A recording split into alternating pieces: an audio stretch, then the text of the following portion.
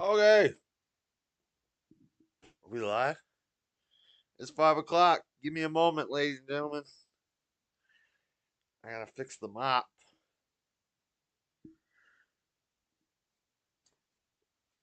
I gotta fix the mop. What's for getting a participation trophy? Sure. Yeah, it's Women's History Month, so I'm doing it for the ladies. I'm doing it for the ladies. Okay.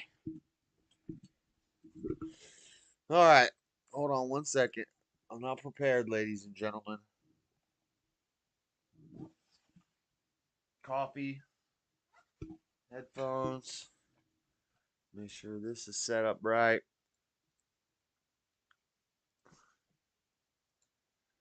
Okay. Okay. Let's get right in to the show. Welcome to the Dreaded Conservative Show. Every Monday night, kicking the week off right. We got a show today. Today we got election 2024 updates. We have updates on the Trump and the E. Jean Carroll case. Let's turn this down a little bit. We have my State of the Union address review. Review of the State of the Union, afterthoughts. I watched it live. My final thoughts. We're going to look into this Laken Riley stuff because I haven't talked about it. And I didn't know much about it. I just heard this lady. They're talking about this Laken Riley person. We're going to find out what the background is behind that. Then we got a lot of crimes in this episode. A lot of crimes going on. We got the Laken Riley murder. We got the Joe Rogan, Sheldon Johnson interviewee who decided to chop somebody up and put them in a fridge. And then, in rapid fire, maybe we'll touch a little bit on the Diddy Files. Candace Owens seems very concerned with the Diddy Files when she was debating Destiny at his house. Generally, when a conservative woman goes to Destiny's house and does a live meetup debate, she gets divorced 6 months later.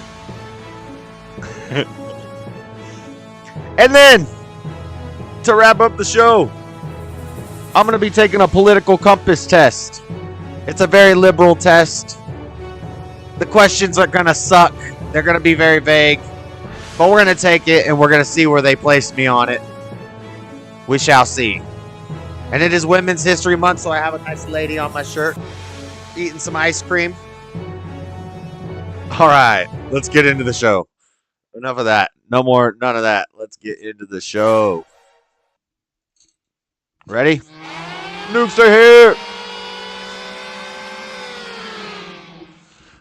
Loud. Did you fix your mic? No, I don't think my mic is the problem. I think the problem is the Discord, 20 people talking at the same time. I think that's why it doesn't sound good on the Discord. I think that's the problem. May we speak Espanol in the United States tonight, Josh? In the United States of Josh? Nah.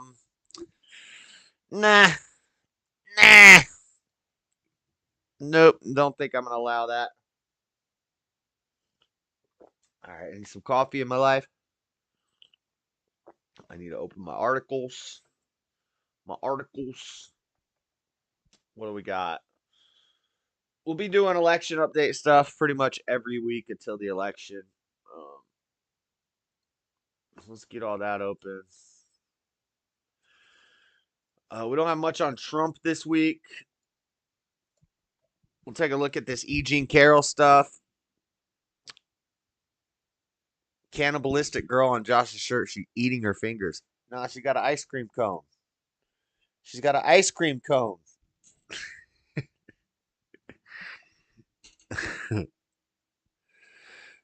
I'm gonna be nice tonight. All right. What's going on with Trump in this E. Jean Carroll case? We have an update on that. Despite being found liable for the attack, and this is why crazy people like that, what was that lady's name? That gray girl? This is why she calls him the R word, a grapist.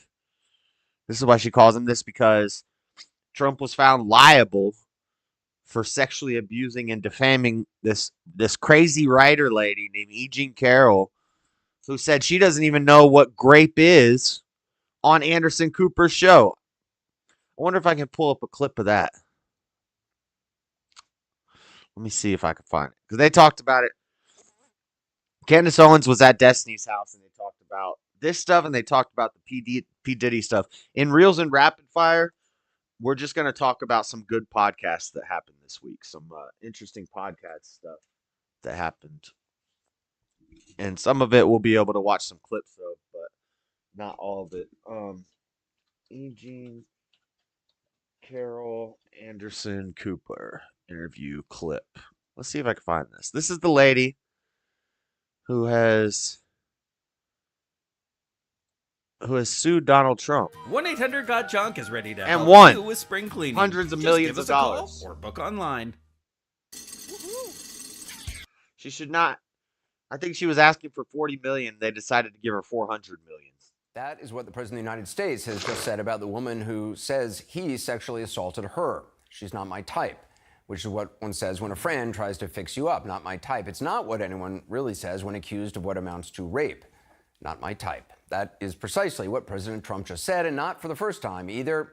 She's not my type. He just said this about his 15th. She's nobody's type. We begin tonight with her account of the alleged sexual assault. Nobody trying to touch that nasty woman that she says she did today, for outright sexual assault. So this is a very old clip. This is where we see how crazy this lady is. She starts giggling about the alleged grape. Has known people to just decades ago because come on, lady, get on here. For a modest what do proposal. we need men for? We spoke just a short. She wrote a book called "What Do We Need Men For?" Time ago. I want to begin just by asking you about. Nobody tried to touch you. Has said just moments. Short time ago, he gave an interview to The Hill. He said, I'll say it with great respect. Number one, she's not my type. Number two, it never happened. It never happened, okay? I love that. I am so glad I am not his type. I am so glad. This was 20 But you said that he graped you years ago. And I probably was, at that moment, in that 5 minutes, the most attractive woman in Bergdorf's. In that one bit of time. And you think that's what it was about? Why? Because Trump was touching you? You were the most attractive woman because Trump was touching you? Allegedly?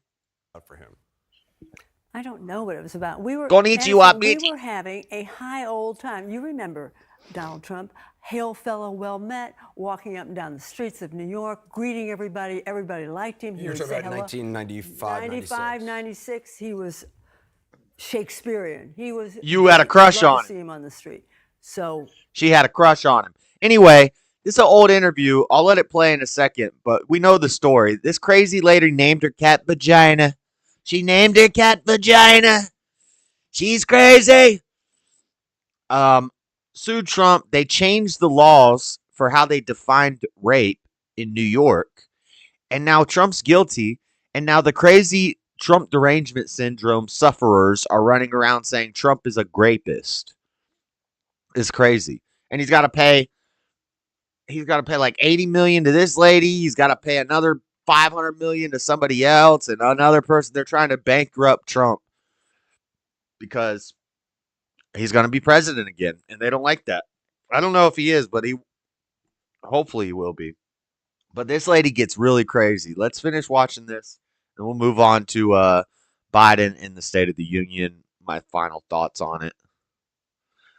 She named her cat Vagina. That's what she did. When we met in Bergdorf's, and he said, "Help me, advise me to find a president," I was delighted. I was thrilled. I thought, this is hilarious. I'm wondering, the statement that he said, which he's just made, which is, she's not my type, that was the number one thing. I love that I'm not his type. He has said that previously. There was a woman, Jessica Leeds, who came forward, and he And they're going to end up cutting away. So this is quite long. I'm going to skip ahead and try to get to where she goes crazy. You said, I don't think so. I don't think. She would not be my first choice, that I can tell you. Yeah. You don't know. That would not be my first choice. He also called Miss Universe fat.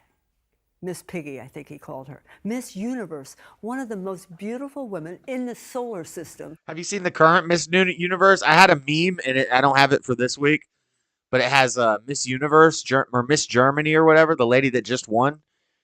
And she's like 45. She's got like a crooked nose. She's got like frizzy hair. She's not ugly.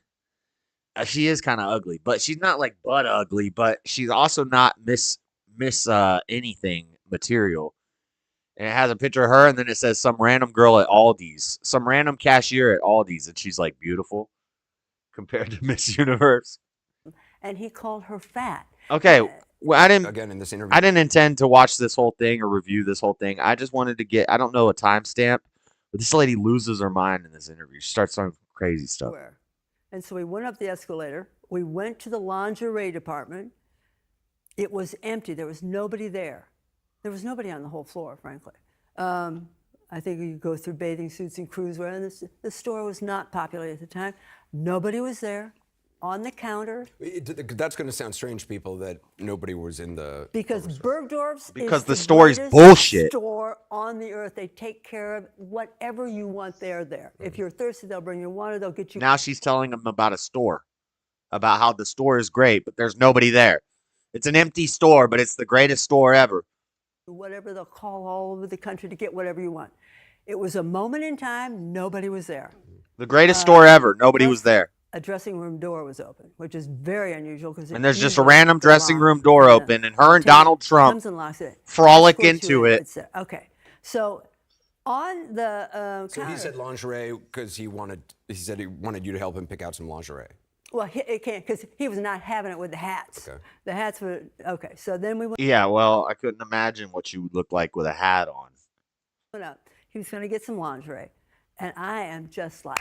Oh, well, I can dine out forever on this story. We're going to go get lingerie. You say you go up to the... So you were throwing yourself at him, basically. You were throwing yourself at him. You were walking with him for a while. You walked into an empty store, a mysterious empty store, the greatest store ever, but it's empty.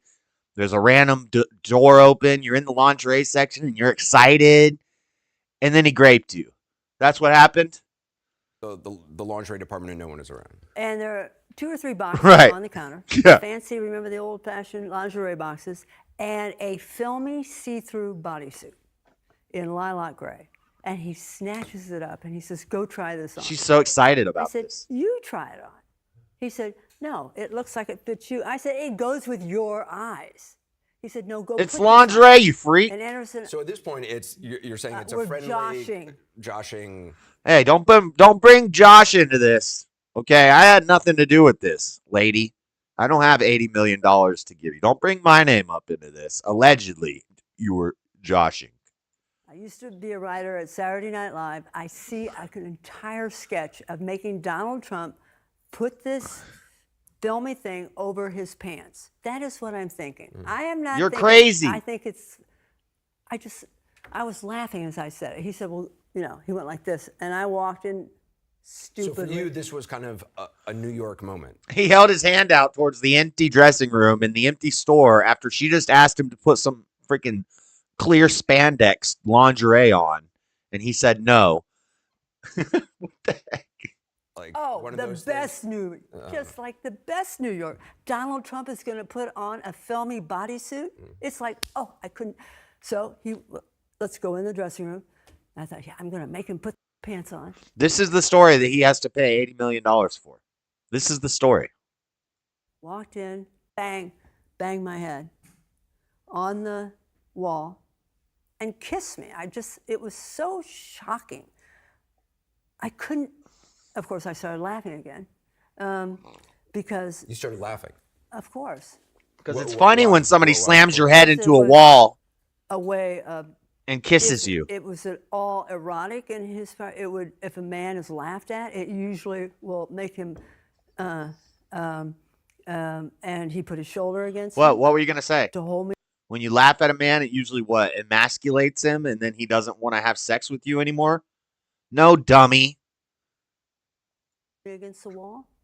And at that point, I realized that I was in a very difficult situation. Did he say anything? Yeah, Seesaw, this is a classic interview that they've tried to bury from years ago. And this is where she's telling the story of why she's suing him years ago. 1996, I think, is when this happened. So, and then when he's running and you're writing a new book, you sue him 30 years later.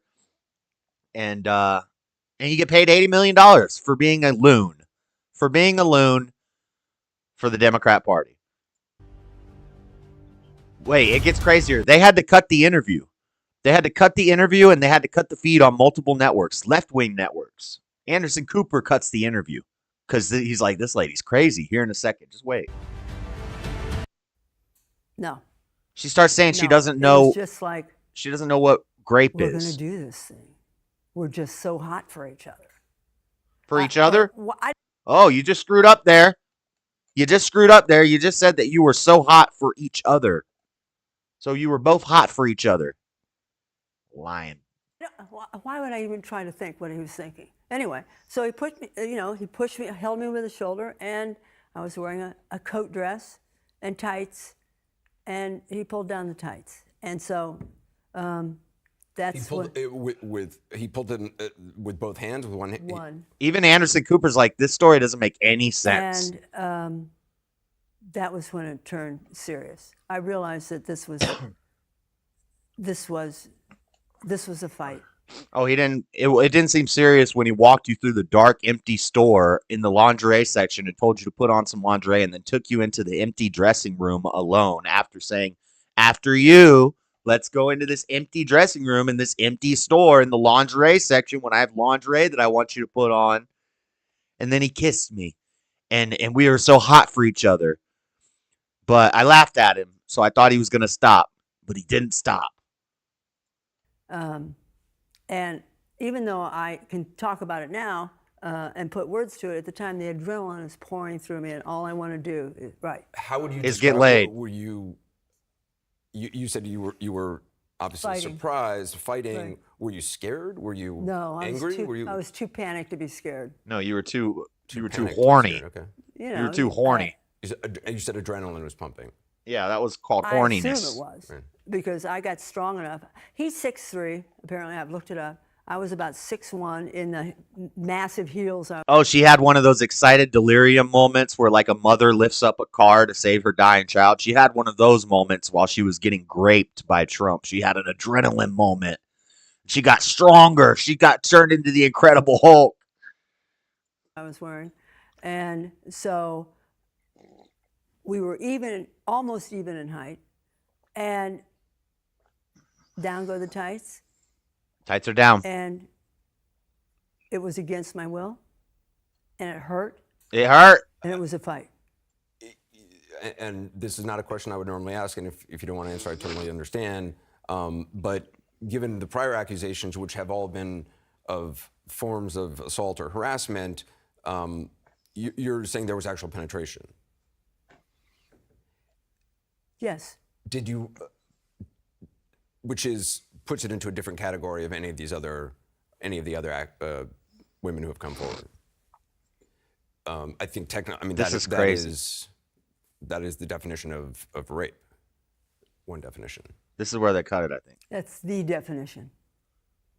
Yes. No, that's not the whole thing. Either I skipped over it or they edited this for YouTube because it keeps going and they have to cut the feed on MSNBC or whatever network that is because she starts saying, well, I don't really know what the definition of grape is. Some people have a different idea of what grape is. And I don't know if I'm that sure about grape. I like grapes. Some people get excited by grape. They think it's hot. They think it's steamy. The average person, the average woman isn't, what did she say? She said the average woman isn't really getting attacked and graped. It's usually a hot and steamy situation. and it's something like a romance novel. I swear she said that, and they had to cut the feed. They edited that for YouTube. They did not. That was not the whole thing. I would love to find the whole thing, but yeah, they tried to bury that. They tried to bury that because she pretty much said, "Well, I did get raped, but definitions of grape can be different. It's not usually a woman being attacked and her screaming and trying to get away. It's usually hot and steamy, and they're into it." I'm like, what? What is this lady talking about? I'm behind. Sorry. Run equals getting laid. Yeah, pretty much. That's what it was. So updates on that. Despite being found liable for the attack, Trump claims E. Jean Carroll made false accusations against him. Yeah. He's trying to appeal it. The former president is appealing 2 civil court losses after he was found liable for sexually abusing and defaming the writer. Former President Donald Trump on Saturday reiterated his claim that writer E. Jean Carroll had levied false accusations against him, even as similar remarks have resulted in large court judgments against him.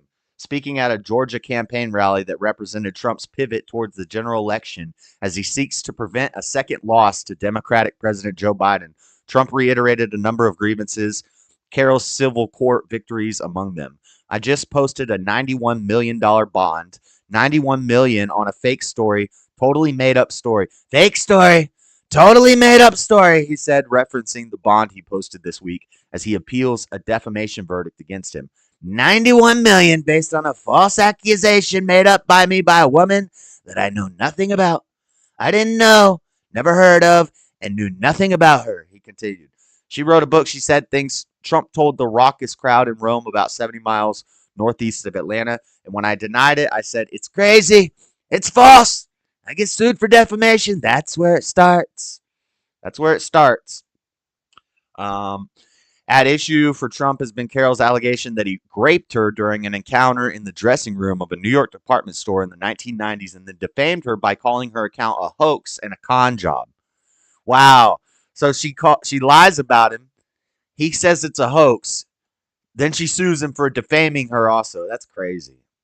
This is crazy. In May, a jury did not find Trump liable for the alleged rape, but awarded Carey in May, they awarded her $5 million after finding the former president liable for sexually abusing and defaming her.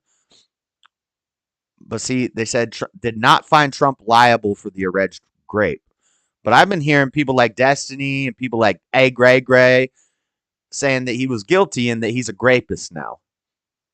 These people are crazy. Crazy. Trump is appealing both cases. So let's wish the boy luck on those. And that was from NBC, by the way. Let's wish Trump well with this. We'll talk about veterans and patriots for Biden. What the heck? That sounds like an oxymoron. My Trump impression sucks. My impression of Trump is, I think he is awesome. That is my Trump impression. Nice. Yeah, not cool. She is whack. Veterans and patriots for Biden is saying some base stuff, but your name is, you got to do something about that name. She is so terrible. In other interviews with her in earlier years, she is clearly not normal. Oh, yeah, she's not all there. She's not all there. She has a cat named Vagina. She does. She has a cat named Vagina. She's a crazy cat lady. And she named one of her cats Vagina. Don't say vagina, kids. Kids, if there's kids in the room, don't name your cat Vagina. Don't name your pussy Vagina. Okay. All right. Let's look in on Biden. Let's see what's going on with Biden before I know I'm late to the Laken Riley stuff, but I really wasn't following the story. And then Biden mentioned it multiple times at the State of the Union.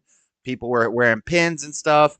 So we're going to look into that Laken Riley stuff just so I can be informed. But first, let's check in on Biden from Al Jazeera, Muslim News. Biden makes contradictory remarks on red lines for Israel and Gaza. U.S. President says Israel's Netanyahu is hurting Israel more than helping in his handling of the war. United States President Joe Biden has warned that there are red lines Israel should not cross in its war in Gaza, while insisting he would never abandon the U.S. ally. In a contradictory and confusing interview with MSNBC aired on Saturday, Biden said that an Israeli invasion of the city of Rafah would be his red line for Prime Minister Benjamin Netanyahu, but he would also never leave Israel.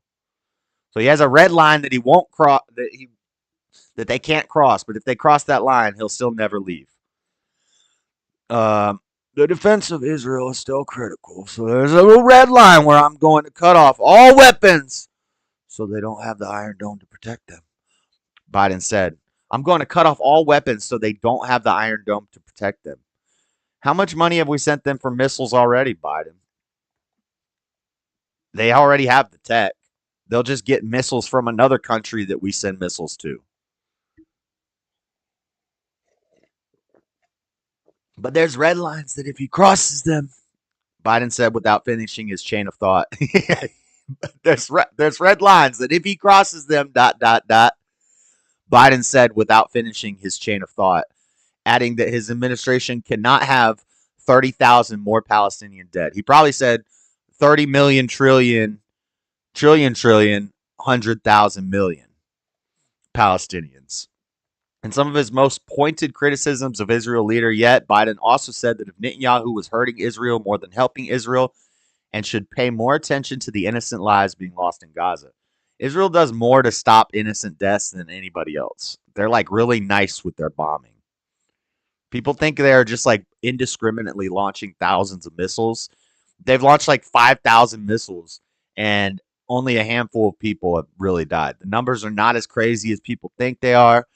Also, it's fake news that Palestine is going to starve to death. A lot of stories, a lot of news media has been reporting that they're starving. We've been told for 45 days, for 2 months now, that all the Palestinians are going to starve and die from lack of food and water, but it's just not happening. We've actually been told this for decades, and if you look into it, nobody's died of starvation in like the last 20 years. More people die of starvation in freaking New York every year than die of starvation in Palestine. It's a lie. It's to pull on your heartstrings.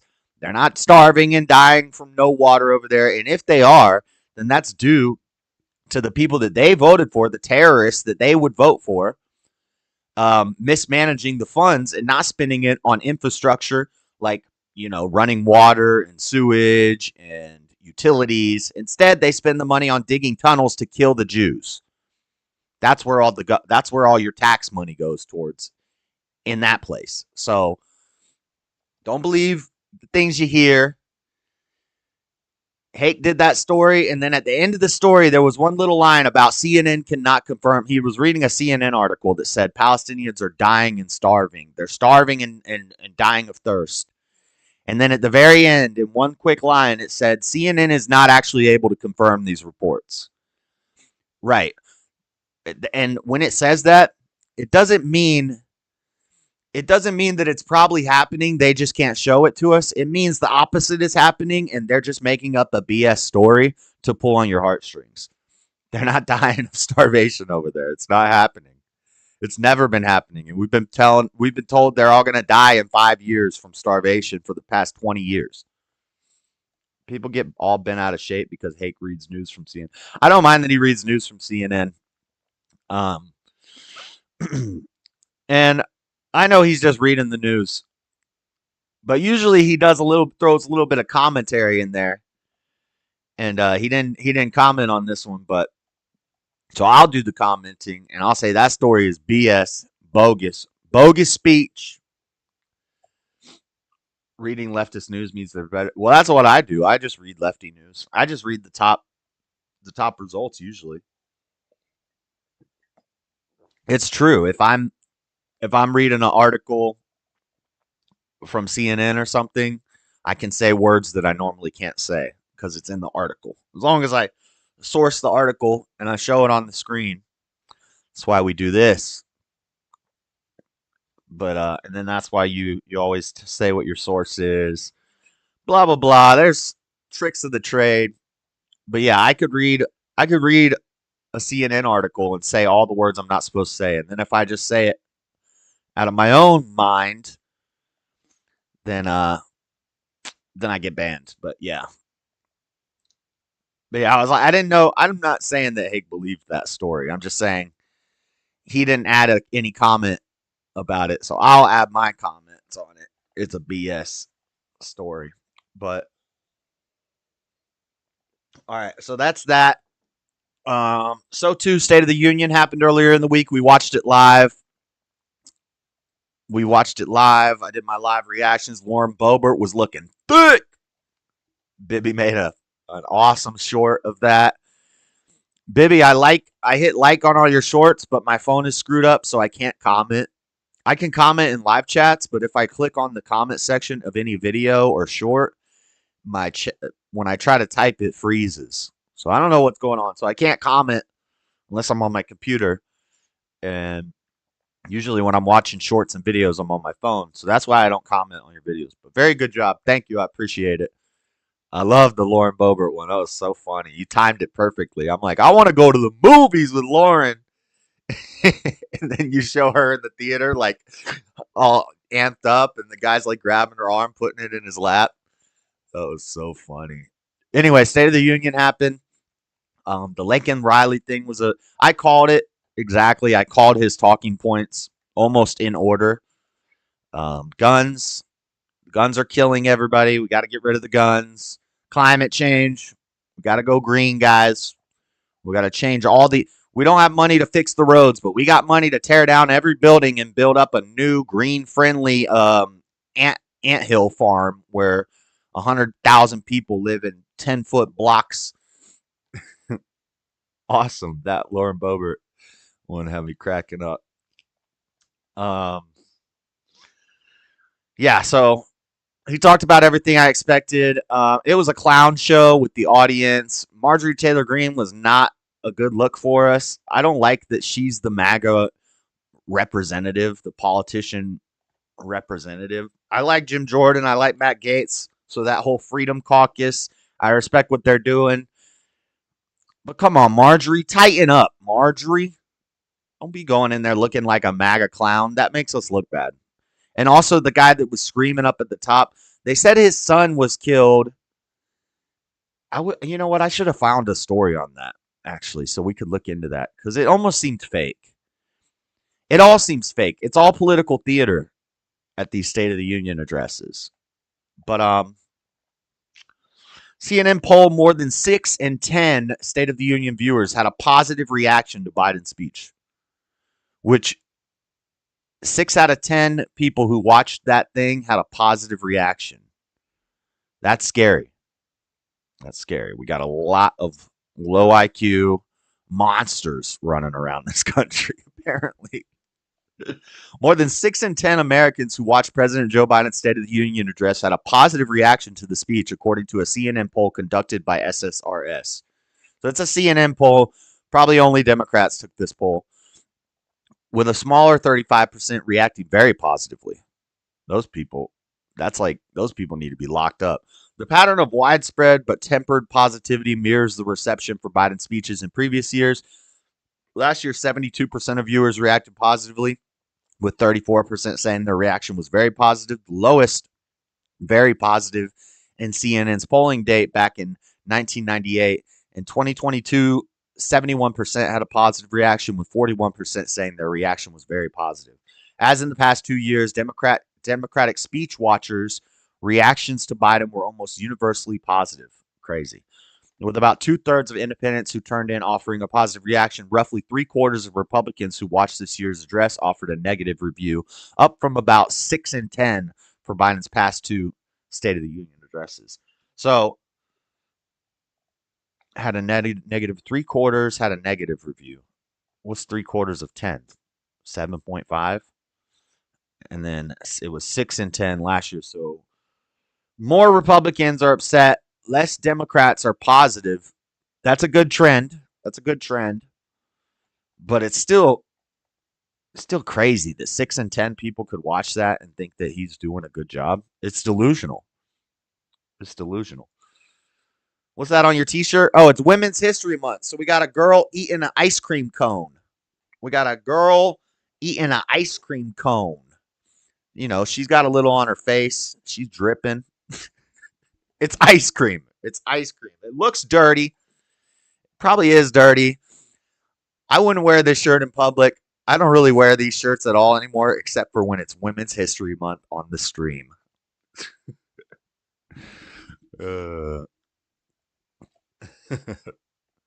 Was she wearing Trump shoes too? I forgot to look. I admired Marjorie's gut to wear that, but it definitely looks ridiculous. Yeah, she does got guts to rock that outfit. But yeah, I didn't like it. What else? Okay, so State of the Union. We talked about that. They mentioned this Laken Riley person a lot, and I haven't followed this story. I've heard some people talking about it. From what I know, I'll tell you what I know first, and then I'll read some articles. I don't know a lot. I just know I think she was a college student that was going to school for something important. She might have been. She looks kind of Hispanic. I got a picture of her here in a second. She was, and I'll be honest. I'm wondering if this wasn't like. I'm not saying it didn't happen. I know she got killed by an immigrant, but it's kind of like I kind of see the same thing the Democrats did with George Floyd and Derek Chauvin. It's like the Republicans were trying to have one of those moments. They were waiting for this catalyst moment that was going to hype people up and rile people up before the election, and that was this moment. So I do think it happened. I'm not saying it's a fake story. I'm just saying it's a story that would have flown under the radar. Most people wouldn't have seen it, but they saw it. It was like, oh, here's a perfect one. Let's blow this up and make this international news. Let's have everybody showing up at SOTU with the pins. So that's just my thoughts off the rip. My first skeptical thoughts. But let's listen to this. Let's watch this story and let's see Trump addressing it in a speech from USA Today. Biden mentions Laken Riley in State of the Union. Calls man accused of killing her an illegal. Ooh, strong language, Joe. I like that. Let's see what Biden had to say. I don't know what's wrong with that scene. It doesn't work.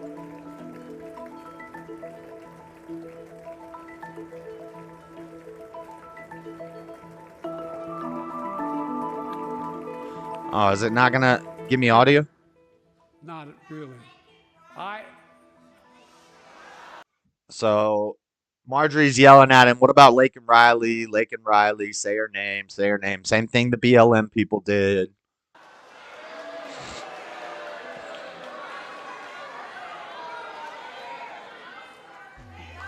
Laken Riley. Laken Riley. He said Lincoln. Her name's on the pin, Joe. An innocent young woman who was killed by an illegal. Nice. That's good. I like that language. The result was a bipartisan bill with the toughest set of border security reforms we've ever seen. Yeah, everybody knows. So? Everybody knows that's BS, Joe. Oh, you don't like that bill, huh? That conservatives got together and said it was a good bill? I'll be darned. No, I think y'all pushed it through. Y'all pushed it through, and you kept making them vote on it, and they're like, fine, we'll just agree to it. President Joe Biden mentioned the death of Georgia nursing student Laken Riley during his State of the Union address on Thursday and referred to the Venezuelan man accused of killing her as an illegal. Venezuela, I told you, they opened up the jails. They let him out.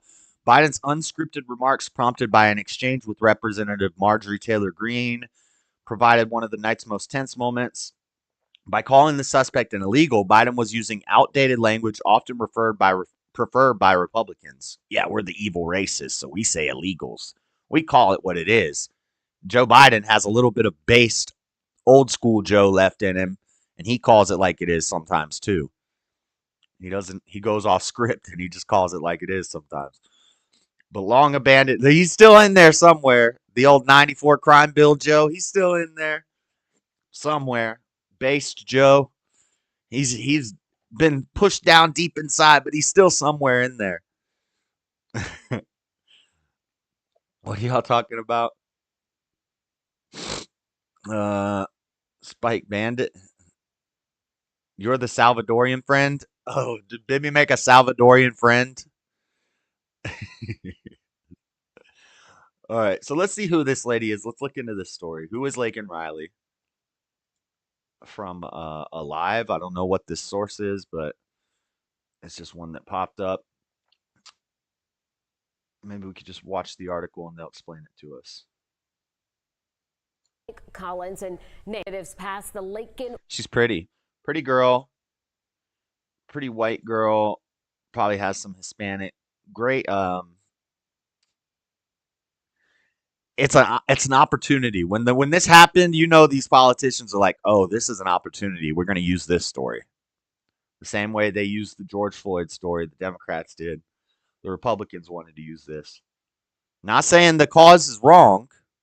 There is a problem with illegal immigration and people are getting murdered and killed. But I'm just saying this was a catalyst that they could take and they could use it. And they did. And they have. Natives passed the Laken Riley Act. It's sponsored by Georgia Congressman Mike Collins and named after the young college nursing student killed on the campus of the University of Georgia last month. She has Greek in her. It would require ICE agents to take undocumented people who are charged with theft and similar crimes into custody. So all of this is happening into as custody. the president prepares to make his State of the Union address in just a few hours. But how big of a role might immigration play? I'm so tired of the news and the media. Look at, oh my God, we can't possibly have a. During the president's remarks. 11 Lives Karis Belger joining us in studio. So, Karis, what have you learned? Well, can you unhide Butts Salvadorian friend? She told us that yeah, later. Because Representative Mike Collins' office says he's. Do any white girls work at this news station? Is this BET News? What is this? Leaving a seat open for tonight's State of the Union in memory of Laken Riley, that it could show that it is an important topic going into tonight's speech. It's also a topic the president can't ignore. I already know all that. I don't need your opinions on the matter. I just want to know about the girl, the story. 22-year-old nursing student killed while going on a run at the University of Georgia campus in late February has become a focal point of national political conversation. Found dead in a wooded area behind a lake near UGA's intramural fields on February 22nd by campus police. A day later, a 26-year-old suspect named Jose Antonio Ibarra was arrested and charged with her murder. In the weeks since, questions over Ibarra's immigration status have become a political flashpoint on border security, as likely Republican presidential nominee Donald Trump and the GOP party have used her death to rebuke President Joe Biden's immigration policies. That's true. That's true. They are doing it. I don't know if Trump is the one in charge of that, but they are doing that. They're using it the same way that the Democrats used George Floyd. Here's an exhausted look at everything you need to know about this case. Who is Laken Riley? She's pretty. She's a pretty girl. R.I.P. R.I.P. Laken Riley, 22-year-old nursing student, Augusta University, killed Thursday while on a run. Police received a call around noon from a concerned friend of Riley who had gone on a run at the intramural fields. Officers then responded to an area at 12:38 p.m. and immediately began searching for her 20 minutes after they received the call. They found her dead with visible injuries behind Lake Herrick in the forested area of the campus, which is not too far from the intramural fields. Riley is a Woodstock native, attended River Ridge High School in Cherokee County, where she ran on the cross-country team. According to officials, she was a UGA student through the spring semester before she transferred to Augusta University College of Nursing program in Athens, where she is currently enrolled as a junior and on the dean's list. They said their partnership with UGA allowing students to participate in campus activities. Riley joined a sorority. Statements from those who knew her described her as a beloved person in the community. An online fundraiser was launched for her memorial. It has raised more than $239,000 from more than 4,800 donations. Who is Jose Ibarra? He's 26. He was arrested and charged with her killing. He's been charged with malice murder, felony murder, aggravated assault, aggravated battery, false imprisonment, kidnapping, concealing the death of another, and hiding a 911 call. He was arrested February 23rd, a day after her body was found. He's a Venezuelan man, entered the United States illegally, and was allowed to stay to pursue his immigration case. Wow. According to the U.S. Department of Homeland Security, Ibarra and his wife entered the United States near El Paso, Texas in 2022. After being arrested and released, his wife told the New York Post they were put on a bus and sent to New York. Wow. Here's the guy. Scumbag. Much remains unknown of the specific detail about how exactly Ibarra came to allegedly attack Riley and what, if any, motive may have existed. But the warrants accuse Ibarra of some specific act. Those include he caused great bodily harm with an object. He caused harm to her skull. And he was charged with concealing the death of another. Alleges he did not conceal the death of another person and or hinder discovery by dragging the victim to a secluded area. So they're doing the Laken Riley Act. What is the Laken Riley Act? HR 7511 stating it would require the Secretary of Homeland Security to take into custody undocumented immigrants who have been charged with theft. Because kind of like what Adams is doing in New York, tightening up crime, tightening up the authority, which should have never got so loose. Here's something you won't hear from a lot of conservatives. Biden's 94 crime bill was based. It reduced crime. Stop and frisk laws in New York reduced crime. Prohibition reduced alcohol use. Let's see, what else? Making abortion illegal lessens the number of abortions. Closing the border stops immigration. And First Step Act, Donald Trump, was a mistake. You let a bunch of criminals out of prison, and you led to more soft on crime things. So Joe Biden, as far as criminal stuff goes, Joe Biden in 1994 did better than Donald Trump in 2020. You're not going to hear many Trump supporters say that. You're not going to hear many conservatives say that, but it's the truth. I think Trump was he was doing it for the popularity because Kim Kardashian was involved with it. He had just talked to Kanye.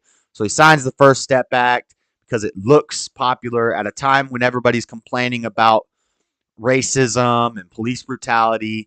He signs this First Step Act that kind of repeals what Joe Biden did. The 94 crime bill makes softer on crime policies because Biden made harder on crime policies. Conservatives were always bringing that up, like, oh, look at Biden. All the black people like him, and he was putting black people in jail. And then Trump's like, I'm going to do the opposite of Biden. People are going to love it. Kim K, let me sign that, Kim K. And that's what happened. It was for popularity. I will question that decision. I was going to say Trump's got a higher pay grade than me. He knows probably the better decision to make at the right time. But that was not good, Trump. Shouldn't have done that. No, that's a no. We're not trying to be softer on crime. America's gotten too soft. We don't need less law and order. We don't need less authority. We need more authority. We need more authority. We need more law and order. Okay. They're literally already breaking the law just by being in the country. Illegally. Yeah. I was guessing he was El Salvadorian. Nah, I was guessing he was Venezuelan as soon as I heard this story. Okay. Let's see. Anything? Do we have more on this Laken Riley character? Here's another picture of her. Pretty girl. Nursing, It's horrible, but this is a perfect, I could see why they would use this politically. It's pretty young girl with a bright future at college, doing allegedly the right thing, gets killed by an illegal Venezuelan who should be in jail already. Yeah, I could definitely see why they would utilize this story. But let's see. I know exactly where Riley was killed because I also live in Athens and I'm also a runner and I also have run Lake Herrick Trail. It's about half a mile from my house. Athens is a beautiful city to run in. Comfortable, scenic, fraternity houses. Okay, I don't think we got much more new information in here. But let's see how Biden's reacted to the pushback from calling the person that attacked her an illegal. Biden says he regrets using illegal to describe Laken Riley murder suspect during State of the Union. He received criticism from members of his own party for using the term illegal. How dare he call it like it is? He said, and I shouldn't have used illegal. I should have. It's undocumented. And look, when I spoke about the difference between Trump and me, one of the things I talked about on the border was the way he talks about vermin, the way he talks about these people polluting the blood. Oh, you mean like when he calls them cockroaches or says that they're just as smart as white kids?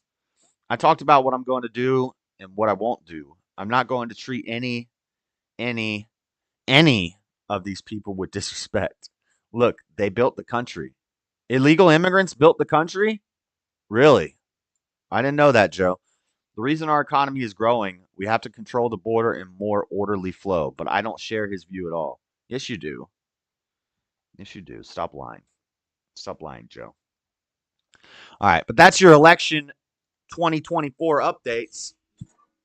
Why is it so dark in here? My remote for my light is out of batteries. I need a battery. Let's crank this up one. It's getting too dark in here. No permits required for anyone to carry. Well, if you're paying attention, you realize Hamas is being escorted in via Venezuela. Yep. Lots of yeah. A lot of them are flying into like Cancun and Cozumel, tourist cities in Mexico, and they're coming in through there. Up the gut, as they say. House passes the Laken Riley Act. Okay. Enough on that stuff. I get it. Last story. This is going to maybe we'll just save this for rapid fire. Yeah. What we'll do is we'll just do this in rapid fire, because rapid fire, we're just going to talk about 4 good podcasts this week.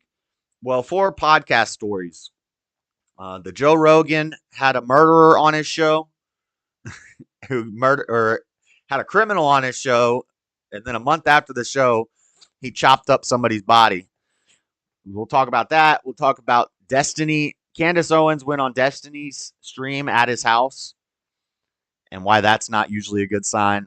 Jordan Peterson had a great podcast this week with these 2 parents of this child who was transforming, and the child basically used CPS to get taken from the parents, and now the parents lost their kid.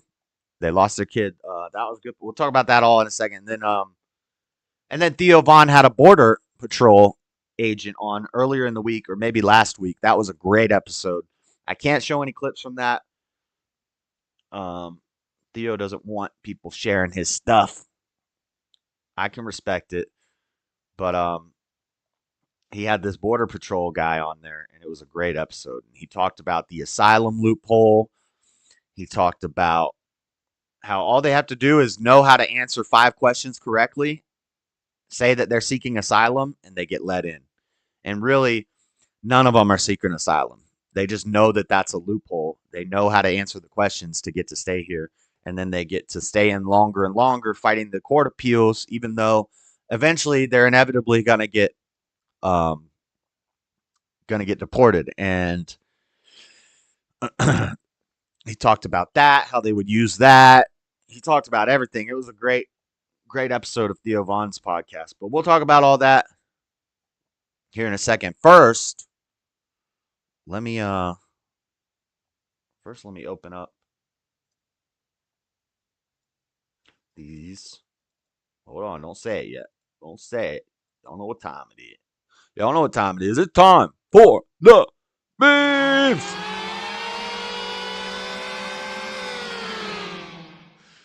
It's meme time. Okay. We'll do the memes and then we'll do rapid fire. We're just going to talk about cool podcasts that I've seen lately. But, and they get trained to vote. Shouldn't be destroying your kids like that. Glad they took the kid away. No. No, that's not what happened, Matthew.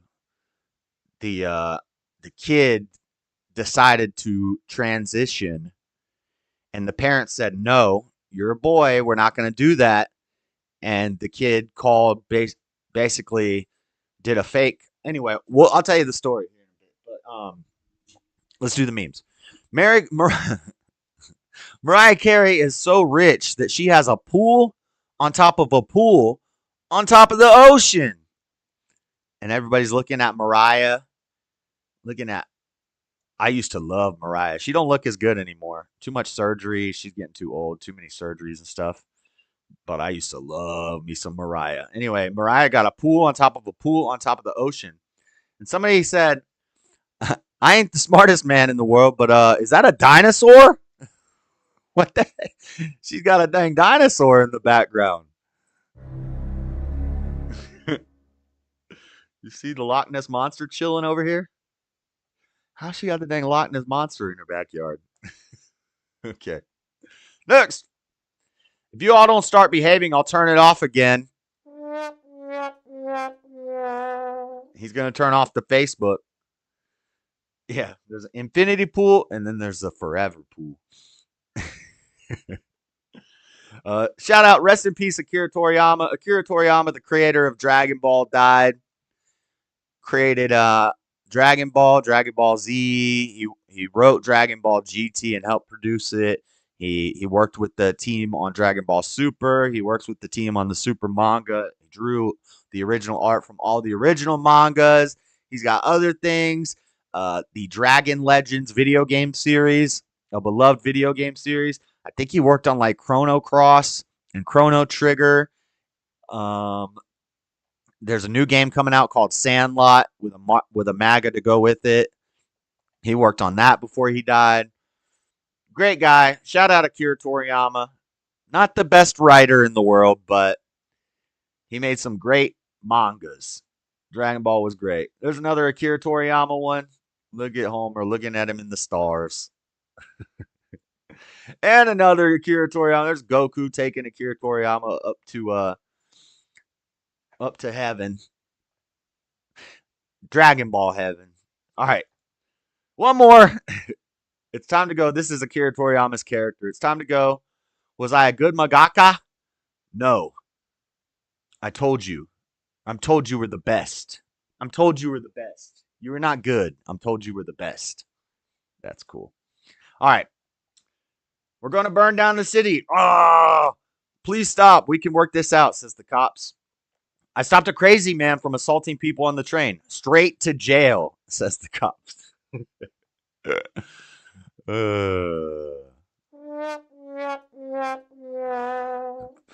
It's funny because it's true.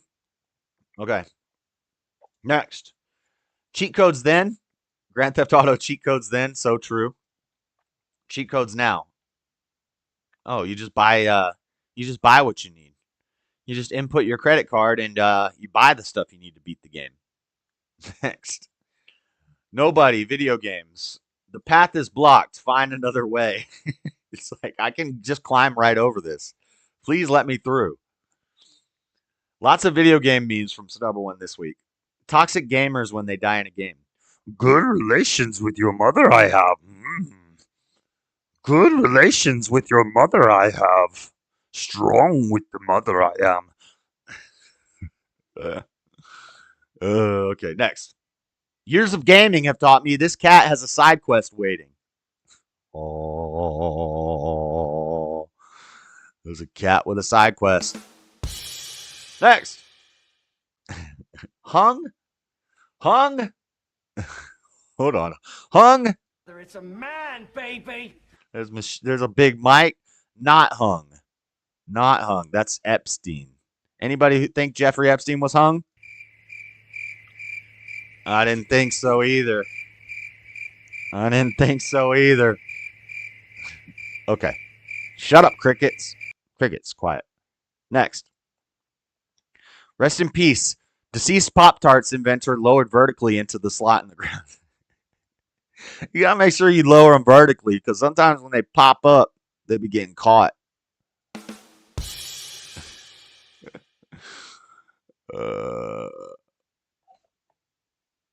I want to say something, but I'll be nice tonight. Okay. Next. Old black woman call you honey. Aussie calls you mate. Englishman calls you bruv. Blue-haired barista calls you toxic. Oh. Oh, man. If the blue-haired barista calls you toxic, then you're probably... It's a man, baby. You're probably a man, baby. All right, next. But if you homeschool your kids, they won't fit into society. They won't fit in with society. Yes, that's the point. Beta. That's the point, beta. I don't want my kids to be fitting in with society. I want my kids to be socially abnormal. If socially normal means this, I want my kids to be socially abnormal.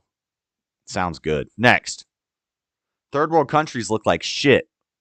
But I thought you'd like to see a picture of Seattle.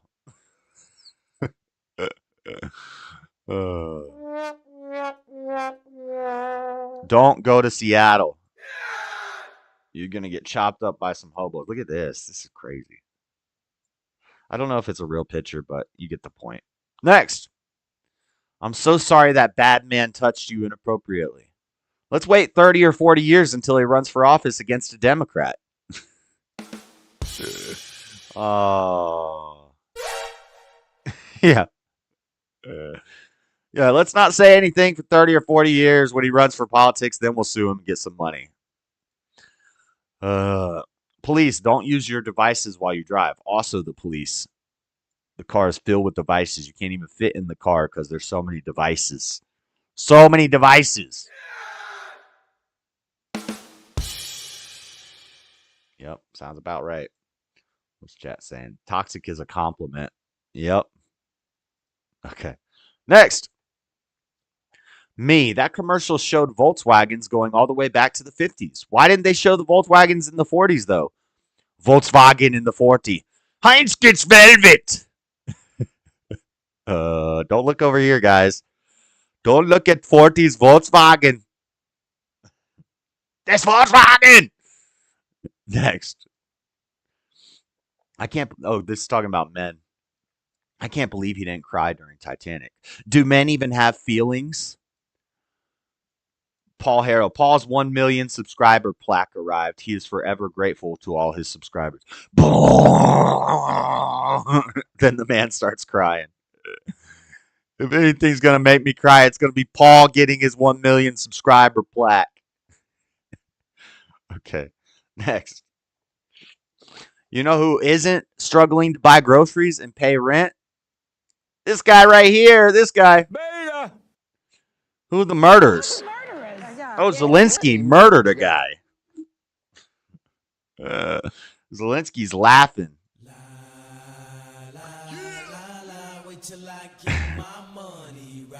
Okay.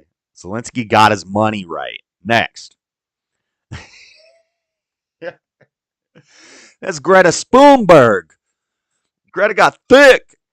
I ate all the chocolate-covered grasshoppers. Dang, Greta. Beta.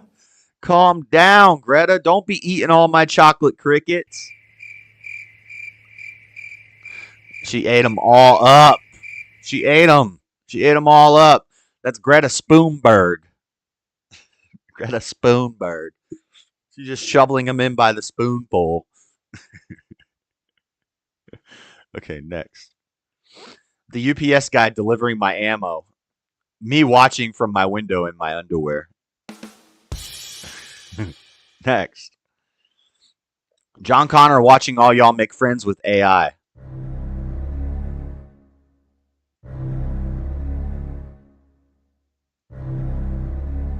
He's not happy with you. He's saying, Beta. He's calling everybody beta if you're making friends with the AI. Next. Her, I bet he's thinking about other women. Him. Rome built roads that lasted centuries. Why the F am I paying taxes for roads that have to be remade twice a year? Bong. Because we live in communist China now. Bong. Here's what people don't get. Taxes are necessary. There's nothing wrong with a little bit of taxes. Taxes should pay for military defense, border security, and infrastructure. Unfortunately, the infrastructure bills do not fix the roads. They give us pot shops and money to Ukraine. The border bills don't fix the border. They they import more people from other countries and give them better jobs, pay for their schooling, send them back to their countries so they can take the education they got here back home and use it there. That's our border security. Military is feminizing the military, letting more women and LGBT low IQ STD people in, and feminizing everything, lowering the standards, and then spreading our military thinly across multiple wars in other countries that have nothing to do with us, like Ukraine and Taiwan and the Middle East. And so our military has been made weak. So your taxes that are supposed to go to your military aren't helping the military. Your taxes that are supposed to go to border security aren't helping border security. Your taxes that are supposed to go to the road aren't helping the roads. Taxes that are supposed to go to public education, which I don't think my taxes should be going to public education. I think I think we just abolish all public schools and we do private schools where one mom is a smart mom in the community and she teaches the kids. She's the smartest mom in the neighborhood. She's got a high IQ. It's very rare, but it is a thing. She teaches all the kids. Or the parents teach the kids. But no, I don't like paying public taxes for public schools where the kids can't even read. The kids can't even read. Currency is real. Currency is real. You know, liberal brainwashing is real when you see white people protesting against white people for being white people. China! China! Don't touch China! Chinese asshole! Okay, next. To call a police state will not be tolerated by the police state. Wait, our top story, Minister for Justice Helen McIntyre has urged anyone who hears family members or neighbors claiming Ireland is turning into a police state to report them immediately to the Gardaí. So to call a police state will not be tolerated by the police state. Sounds about right. Next. Another Democrat attempts to purchase... Oh, wait, I read the punchline. I hate when the meme has the joke and then the punchline is at the top. Okay. John Oliver offers Clarence Thomas $1 million per year to resign. It says another Democrat attempts to purchase a black man. Oh, you're just quoting 1984? Oh, I don't know. I've never read 1984, but I would like to. Yeah, I don't know if you're referring to the money isn't real comment. People say that a lot. I get what you're saying, that our money has no value and it's just linen printed on a thing and they'll print as much of it as they want. So I get what you're saying. But at the same time, a lot of people will say money isn't real because of what they see happening in America with our dollar being destroyed and the government just makes it fluctuate and makes the inflation whatever they want. But in reality, currency is necessary. We've discovered that trying to live in some anarchist commune where currency isn't a thing doesn't work. No anarchist regimes work except for the ones that led to the French Revolution, apparently, and we see how that turned out. But a lot of like anarchists, whether it be anarcho-fascist or anarcho-primitivism, anarcho-capitalist, usually they gravitate towards anarcho-capitalist because they'll try to be like a fiscal anarchist and not have currency, and then they quickly realize, oh, we need a system of currency. We need to figure out a way to have a system of currency. Then they become anarcho-capitalists. And then when the problems with the currency starts happening and they complain about the problems with the currency and not having any strong leadership to control it because they don't want to have control, then they become anarcho-communists. And then pretty soon, they're right back to just being a libertarian or a Republican. Hopefully, eventually, they get pushed farther right to being a more authoritarian conservative. Or they find out that we need God to run our government, so they become a theocrat. But that takes, you got to follow logic. Best book to read right now. Highly recommend it. Yeah, I've wanted to read it for a while. It's not that long either. I should get it. Anyway. Next, the people telling you Trump did anything sexual with this person are the same people telling you that Biden won the 2020 election. Boom, boom. Next, Biden arrives at the border to address his voters. These are his voters. Look how many there are so many black ones. They're not even brown anymore. These are the dark. These are the Venezuela, El Salvadorian. And some of these guys are Middle Eastern. These are Biden's voters. There you go, Biden. There's your voters. And yes, I know it's a joke. I understand currently these people are not able to vote. They do affect the vote, though, because when they flood into cities, they affect the census. The census is what determines how many chairs they get on the House and the Senate, how many electorates they get. All of that's based off of the census. So these people do affect Senate data. They do affect how many Democrats get put on chairs all over the country. So they do affect the voting and the politics, just not the way that that a lot of conservatives think. They think that these people are coming in and voting, which may be the case in some areas, and it may be what they're pushing for, but currently that's not the case. Currently, the problem is how they affect the census affects delegates, how many delegates certain sides get. And these people are going to mark themselves as Democrat, even though they can't vote. And it's going to help more Democrat delegates get put into power. That's what happens. It's a mafia, pretty much. I agree with that assessment. Okay. Next.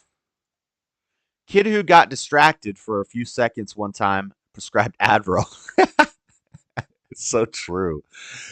Kid who got distracted for a few seconds one time is prescribed Adderall. So true. Poor kid. He's going to be addicted to meth for the rest of his life. Next. If you've ever had your ass beat with one of these, then you're probably not a they, them. Oh, nice. If you watch Jaws backwards, it is a heartwarming story about a shark who gives arms and legs to disabled people. What the? I never thought about it that way. If you watch Jaws backwards, it is a heartwarming story about a shark who gives arms and legs back to disabled people. Nice. And that's it for the memes.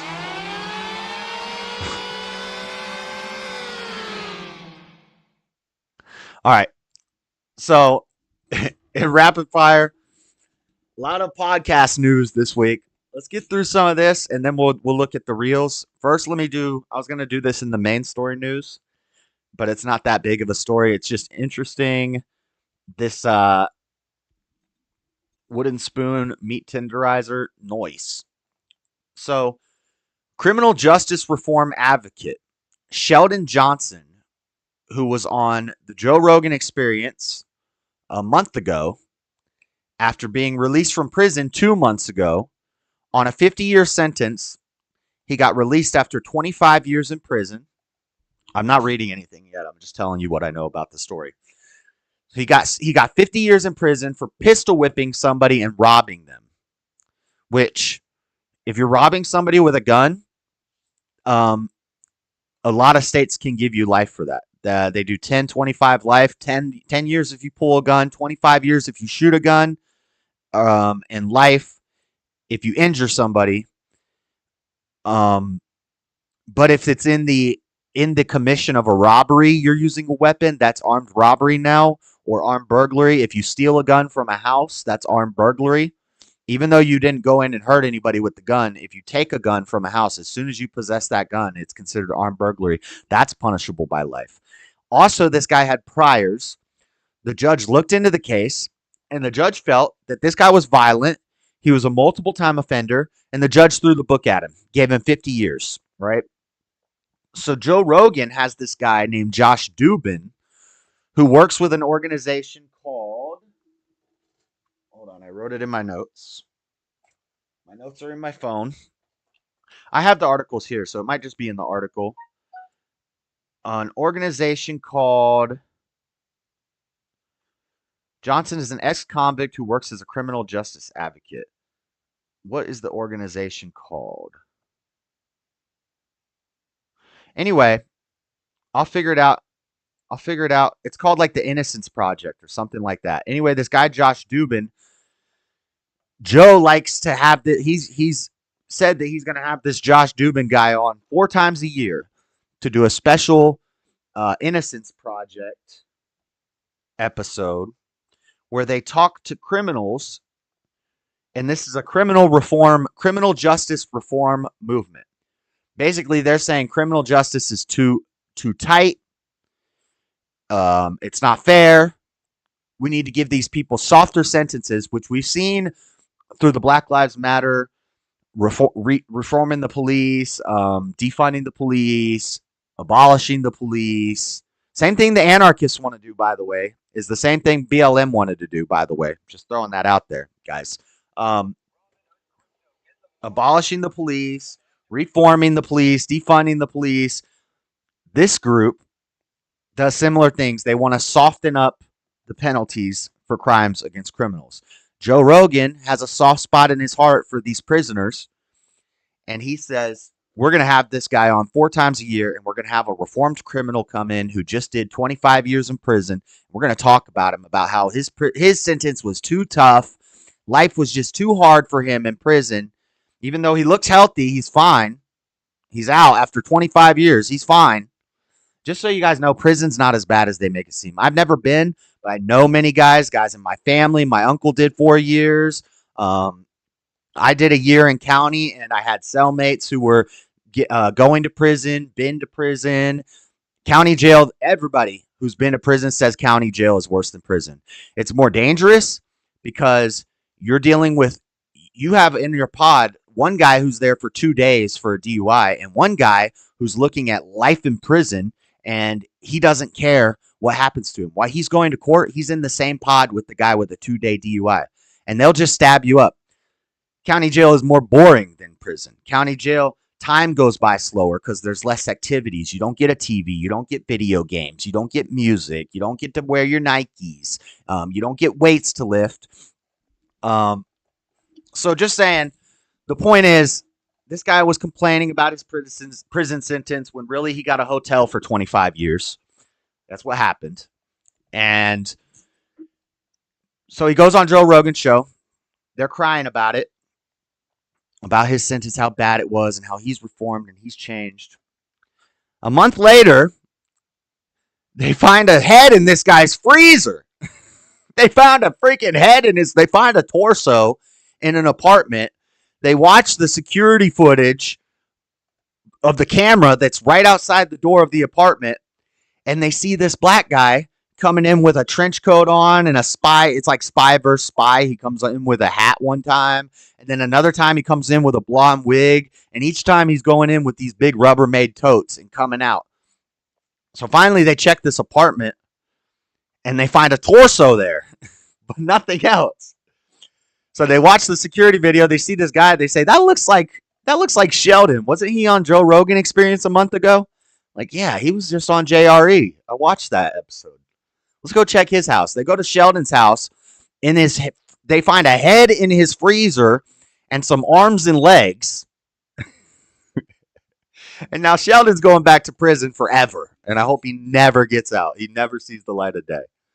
If we abolish the police, then criminals can be dealt with. Remember, child abusers are protected by police. Anyone who hurts a child abuser ends up in prison. That's not justice. Yeah, having a problem with our current police is not a reason to abolish police. That's a bad idea. That's a bad idea. Ex-inmate who complained he'd spent too long in jail on Joe Rogan's podcast arrested after police find body parts in the freezer. So let's look at this guy. So this is the guy. He's on JRE. Here's the first time he comes in looking like spy versus spy. Trash bags. Second time he comes in with a Rubbermaid tote and freaking a wig on. And a dress. Dream sofa or sectional. And a dress. But I want to make sure I get the name of the organization down. Killing was an advocate for criminal justice. Police say body parts were found in the victim and the suspect's apartments. New surveillance photos show the suspect going in and out of the victim's home with bags, bins, even once wearing a wig. CBS 2's Naveen I'll be right Dhaliwal is back. I gotta outside get more Bronx coffee. criminal court with the new developments tonight. Sheldon Johnson faced a judge tonight and he was remanded back to jail. Now he's accused of dismembering a body. As to why, police are still trying to figure that out. This is the last image of Colin Small entering his Highbridge apartment on Tuesday, according to his super. It was a day later, Sheldon Johnson, seen in surveillance images, was found inside Small's Summit Avenue apartment, discovered with him a torso minus the head and arms. Cops took him into custody. The first tenant tells me that she heard 2 gunshots, that I'll tell you why we need police in a second. she came outside. It was the building super, Orlando Medina, who called police for a welfare check on Small after 2 neighbors reporting hearing gunshots from that 6th floor apartment. Giovanna Diaz's uncle lives directly next to Small. I was there on Tuesday with my uncle having dinner. Biggie I Smalls just left that building, and then the next day you just see the cops, the crime scene. The surveillance video tells a part of the story. Coming in, coming out of the apartment with different articles of clothes, different wigs. So it's weird. So that's why I called. In the images, Johnson is seen with a blue bin, cleaning supplies, and even wearing a blonde wig. Police say Johnson shot Small and then dismembered the body. Wow. Crazy, crazy, crazy. What's the name of the organization? But anyway, I watched Actual Justice Warriors video on this because he's done a lot of like research into this, and he's talked about this organization. I think it's called the Innocence Project. I'm not seeing it. Of course, they don't want to say the name of the group in these articles. The Innocence Program, Josh Dubin. So, according to Actual Justice Warrior, this group does a lot of bad things, and that the fans in Joe Rogan's chat, not in the chat, but in the comment section, don't like this guy either because it's a scam. This Innocence Project is a scam. They're taking donations. They're getting boosted up by Joe Rogan, and they're letting criminals who are guilty out of jail, and then they make a big sob story, and then they get more money. So, Innocence Project is a mess. This guy chopped up bodies and thought he was just going to wear a blonde wig and get out of it. Maybe we can play a little bit of Actual Justice Warriors video, but maybe later. I don't think we have a lot of time, but his name's Sheldon Johnson. Anyway, here's why we need police for the anarchists. Here's why we need police. Let's say you're an anarchist, you live in the woods, but you're a mechanic. You have mechanic skills. Your neighbor lives a mile away, and he's an over-the-road truck driver, right? He makes his money and feeds his family by driving the truck. That's how he supports his family. The mechanic supports his family by fixing trucks, right? But the truck driver believes that he shouldn't have to pay for services to his truck because his truck is his only way to survive. And that's how he feeds his kids. So it's very important to him. And he doesn't think that he should have to pay money to keep his livelihood running. He thinks he should get those services for free. That's his right. It's his right to make money. It's his right to your services to fix his truck. If you don't fix his truck for free, you are harming him, right? The mechanic says, if you don't pay me, I can't feed my family. If you don't pay me, you're harming him. So the mechanic fixed the truck driver truck. He says it's going to be $200. Truck driver says, I don't like paying people for services on my truck because I need my truck and I really can't afford it. This is how I make my livelihood. I find it immoral for you to charge me for this, and it's harmful to me for you to make me pay this. And the mechanic says, well, it's harmful for me if you don't pay me. You're harming me by not paying me. But the truck driver says, you're harming me by making me pay you. Now we have two people that claim the no harm or the no aggression principle. That's what they claim. Until somebody else harms them, they're both being harmed by each other. The truck driver says, I don't want to pay, and pulls out a shotgun and blasts dude in the stomach. If there's no overarching law and there's no enforcers of that law, whether you agree with it or disagree with it, if you live in that area where they have those laws, you have to follow those laws. And there are enforcers of those laws.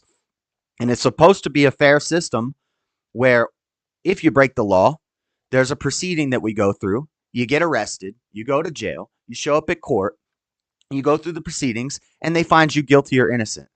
That's how it's supposed to work. If there's no police, then the truck driver just blows a hole in the mechanic's stomach and drives away. And he says, I'm justified in doing that because he was harming me. He was harming me, and I'm allowed to harm him back if he's harming me. I'm allowed to defend myself.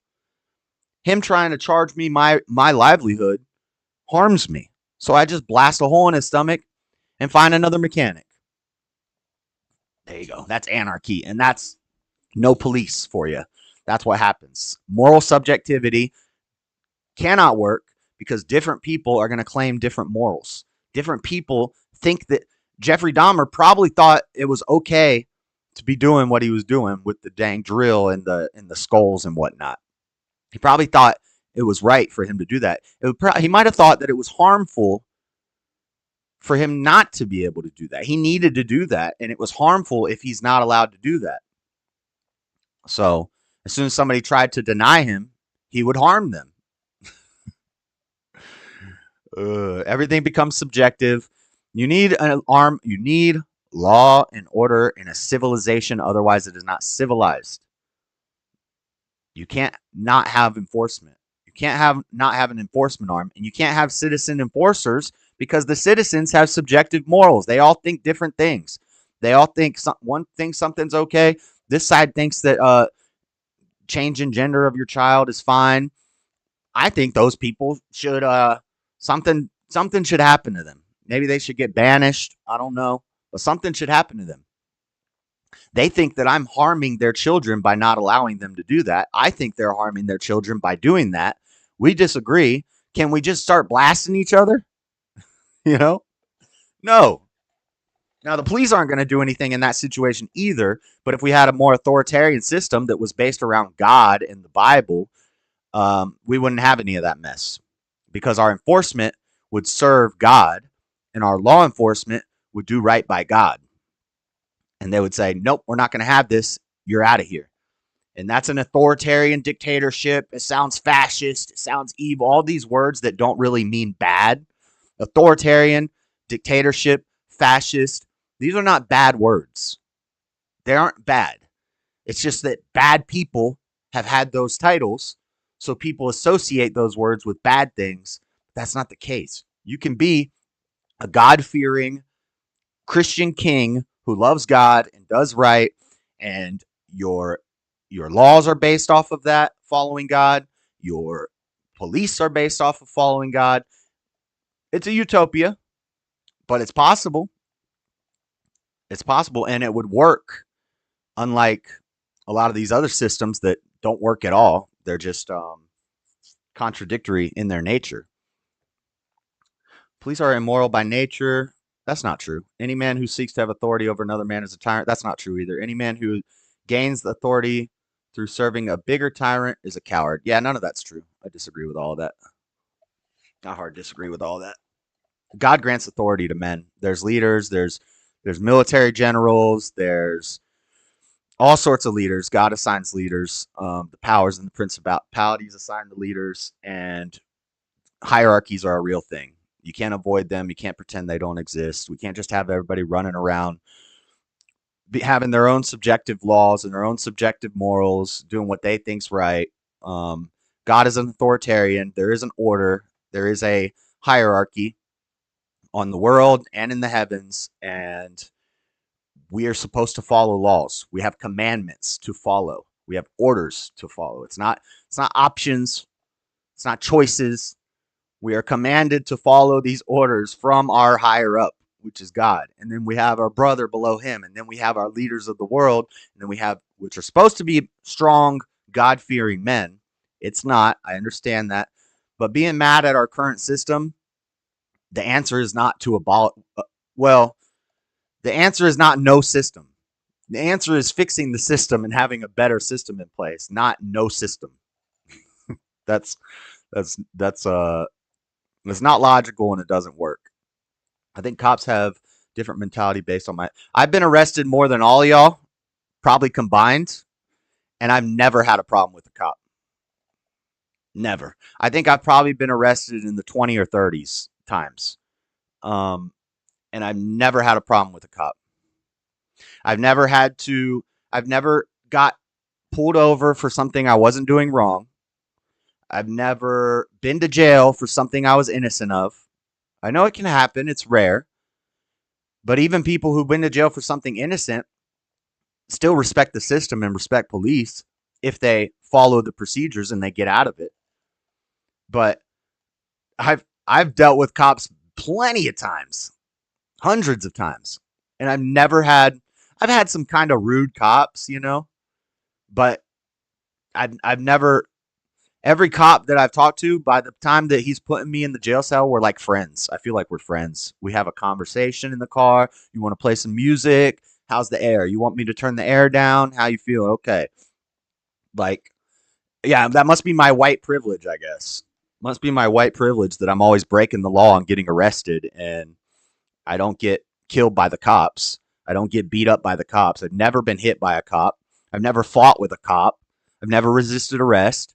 I've never tried to claim that I'm a sovereign citizen to get out of a speeding ticket that I broke the law and deserve. It's so I don't know what y'all are talking about. I know a lot of bad cops. I know a lot of cops, good ones and bad ones, way less bad cops. Yeah, I'm sure they're out there. I'm sure there's some douchebags on a power trip, maybe a lot of them. But if you're breaking the law and you get caught, then deal with it. Just follow the officer's orders and handle it. That's it. That's it. You treat the cops with respect, they'll treat you with respect too. If you don't break the law, you don't have to deal with the cops. It's that easy. It's that simple.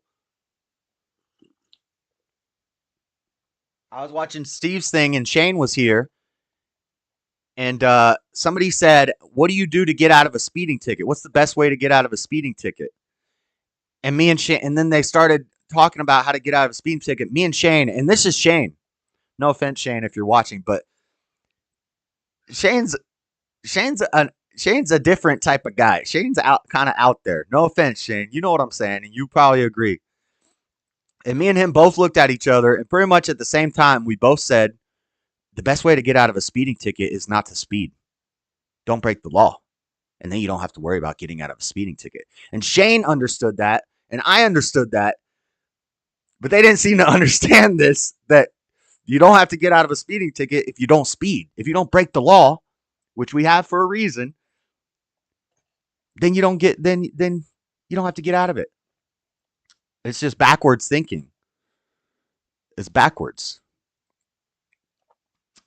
All right. To serve and protect. Think about that. They don't even have that in their thing anymore. They don't even have to serve and protect in their thing anymore. Yep. But why are conservatives starting to sound like dang BLM lately? I'm seeing a lot of that. Y'all sound like BLM. You know that, stubborn one. You sound like BLM. You sound like BLM. Stop it. Not less authoritarian. We need more authoritarian. We need to crank the authority up. If authority is tyrannical, authority is not inherently tyrannical. It's only tyranny if it's the side you don't like with the authority, which is what a lot of these people what it will break down to eventually is, I don't like the system we're in. If we had a better system, then I would like it. And that's fine, but your solution can't be no system. That doesn't work. Anyway, yeah, we need to be protected. Whites need to be protected. Okay, that's that Sheldon guy chopping up bodies. And then what else happened? Destiny was on, or Candace Owens went to Destiny's house. And if you guys have heard me talk about this before, anytime a conservative woman goes to Destiny's house for a stream, she gets divorced 6 months later. Shout out Lauren Southern. But yeah, so let's keep an eye on Candace's marriage. I don't know about going over to Destiny's house, but she did. She had a debate with him. It was kind of whack. It wasn't a very good debate. Destiny didn't perform his best. Candace was not performing her best. But she brought up some stuff about Diddy, which I find interesting. Let's skip the reels. Let's go to this. We'll watch a little bit of this. They are not the most literate. You think people that graduate with college degrees can't read well? Yeah, what I'm telling you is yes. That's what I'm telling you. They're not the most literate. What would I look up to verify that if I wanted to see like? You got to do the research in your own time. I have done the research. Like, I'm happy it's to. Not true. But what do you mean it's not true? And I'm gonna. She talked about putting in photos like here's a picture of a drugs that I have to carry at all times to keep Diddy hot. So she's talking about the Diddy Files. Destiny wanted to talk about Trump and politics. Candace wanted to talk about the Diddy Files, which is apparently similar to the Epstein stuff. And basically, she's saying that Diddy has a ring of, like Epstein did with the kids and with the guilt trips and the, what's it called? Blackmail. Diddy would get a video of some upcoming rapper doing something gay with another guy at a party. They'd encourage it. They'd cheer him on. They'd get him to do it. And then they record it. And now they have dirt on this person. And they own them. And apparently there's a ring of this. Also, drugs are involved. Grape is involved. So some of the articles, we'll just flip through them real fast. Candace Owens debunks Destiny's debate tactics and inspires women in politics. Will Destiny talk to Candace Owens again? From Manifold poll, 41%. It's going down. It's going down. But so these are the Diddy allegations. The Diddy allegations aren't entertainment. They're disturbing. This is from Rolling Stone. The right response to the mounting accusations against the Bad Boy founder should be empathy for the victims, not mockery. So they're not going to let me read the article, but I got it right here from NBC. Sean Diddy Combs is accused of sexual harassment and assault by a producer on his latest album. Rodney Lil Rod Jones says his life has been detrimentally impacted since he worked with Combs. Sean Diddy Combs was sued Monday in federal court by a producer on his most recent album who accuses the music mogul of sexually harassing, drugging, and threatening him over more than a year. The producer, Rodney Lil Rod Jones, says in the lawsuit that he lived and traveled with Combs from September 2022 to November 2023, during which time he recorded hours of video and audio of Combs, his staff, and others engaging in serious illegal activity. Among the allegations is that Combs forced Jones to procure sex workers and pressured him to engage in unwelcome sex acts with them and others, and that Combs gave laced alcoholic beverages to people who attended parties at his home. And they're saying this is going to get blown wide open. There's also this case with this Cassie lady accused of raping a 17-year-old girl in fourth lawsuit. Woman who is unnamed in the complaint. She's unnamed in the complaint. I think her name is Cassie. They say her name right here. Cassie's lawsuit against Diddy explained. Cassie sued Diddy in federal court on November 16th, accusing the hip-hop mainstay of rape and a decade-long pattern of abuse.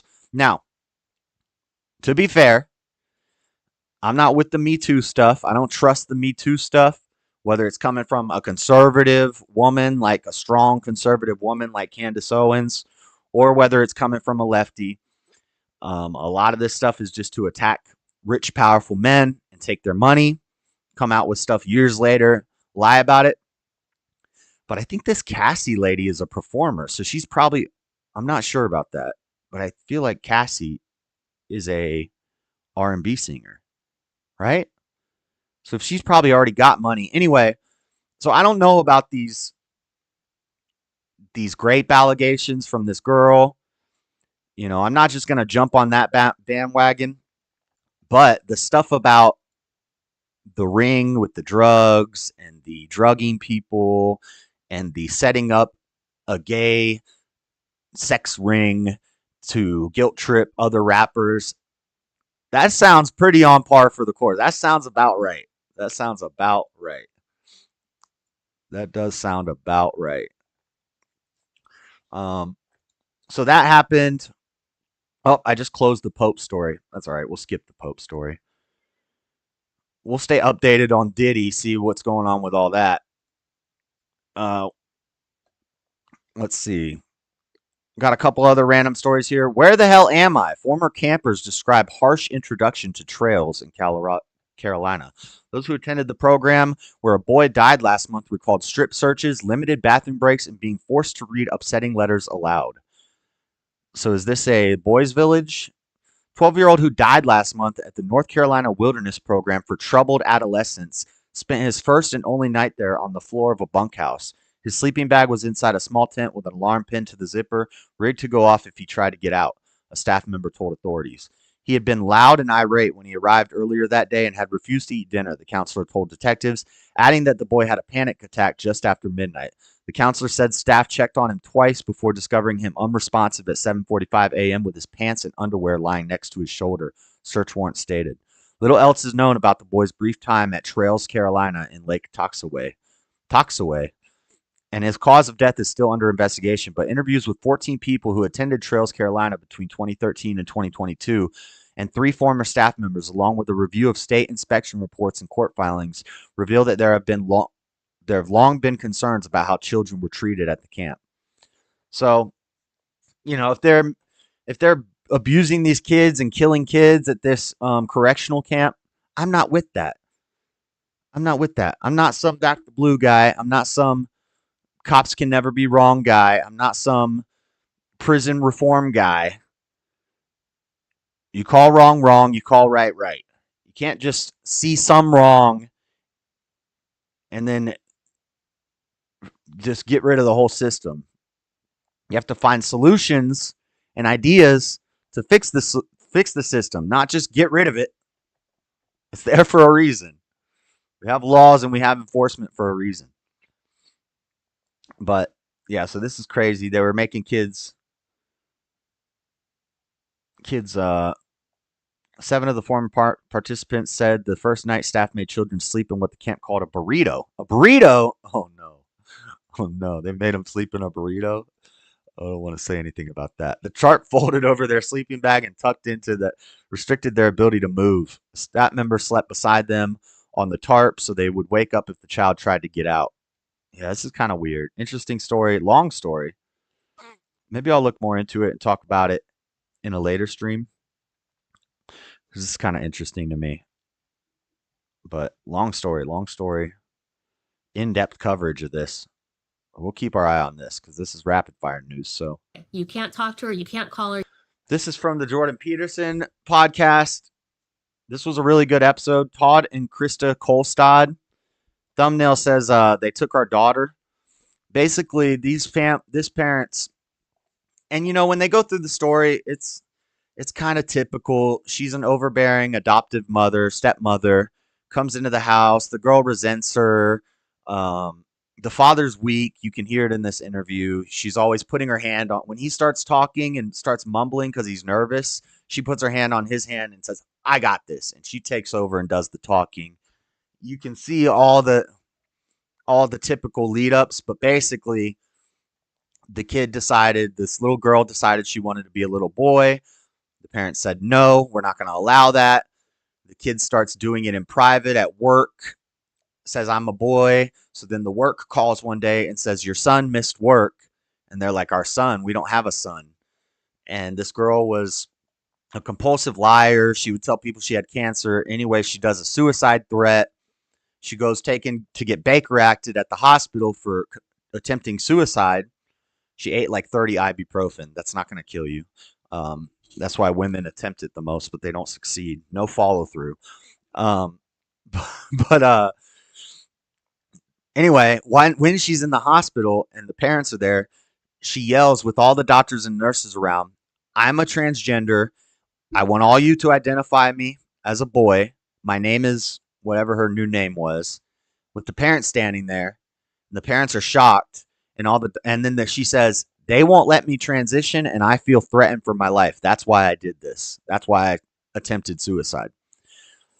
So they end up shipping the girl to Wyoming because the state that they're in at the time, which is Montana, has made transgender care for minors illegal. All the surrounding states have made it illegal except for Wyoming. So they shipped the girl to a camp in Wyoming. I meant to write down the name of this organization so we could look into it, but I forgot. But anyway, if you watch the video, they talk about the organization that did this. They talk about how the girl was watching TikTok all the time. And they end up shipping the girl to Wyoming, where they change her gender, and now the parents aren't allowed to have a no communication order. The parents have a gag order from the court. Parents made a video, put it on Facebook. Court said, we're going to hold you in contempt of court if you don't remove that video in the next 15 minutes.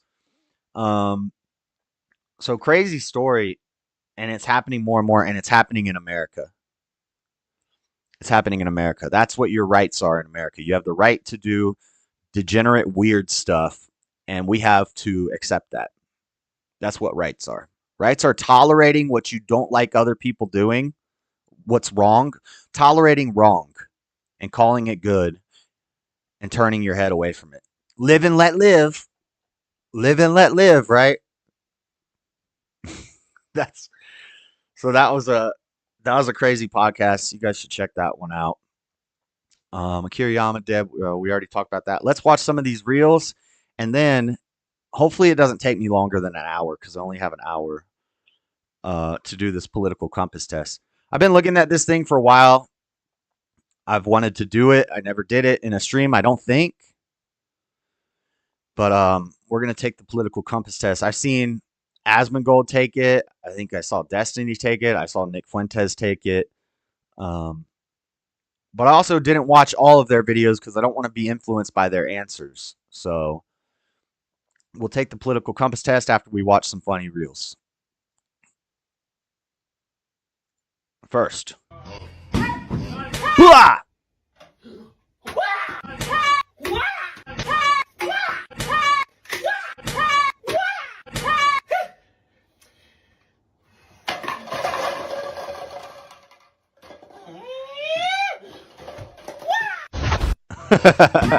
Okay, I don't know what that was, but I thought it was funny. All right. I wish I could, yeah. And kiss him? Yeah, Can you love him? yeah. Where was your dad's dead? Want to hug him? He's talking about this guy's dad.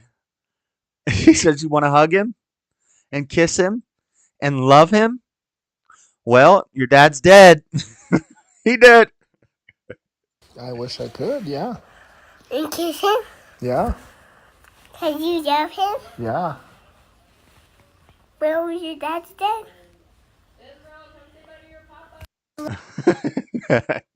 Kids say the darndest things. If that wasn't fake. It might have been fake, but it was funny either way. What's this one? Is this one not going to let me play it? What's going on?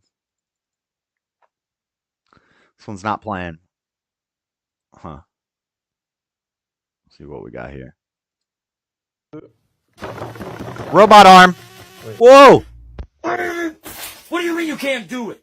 Just fucking swing it. Are you going to be a team player or not? Cut the arm off. Take my arm. What do you mean you can't do it? Just fucking swing it. Are you going to be a team player or not? He wants that robot arm.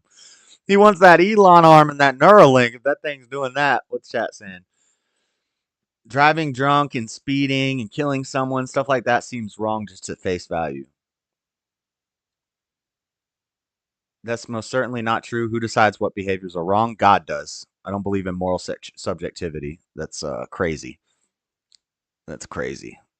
That's illogical and irrational. Morals are objective. God decides what's right and what's wrong. We follow God. He commands us, and he shows us the right way to go. It's that simple. If you believe in subjective morals, then you're going to live in a crazy world. That's what you want to believe. Do you really have some faith in humanity? Think our only hope is surveillance of those who poison our food and grape our children? Never send kids to camp. How are you going to trust your kids to strangers? If the police disappeared today, the nation would fall into chaos. Criminals already run rampant. Exactly. Yeah, it's crazy. I don't know. I don't know why. I know Stubborn One doesn't like the cops. A lot of people don't like the cops, but y'all are taking the joke too far. Y'all are taking the joke too far. This is why anarchy is becoming so popular. And it's crazy. Police serve the government. Yes. Well, their job is to be the enforcement arm of government. Yes. Which is necessary.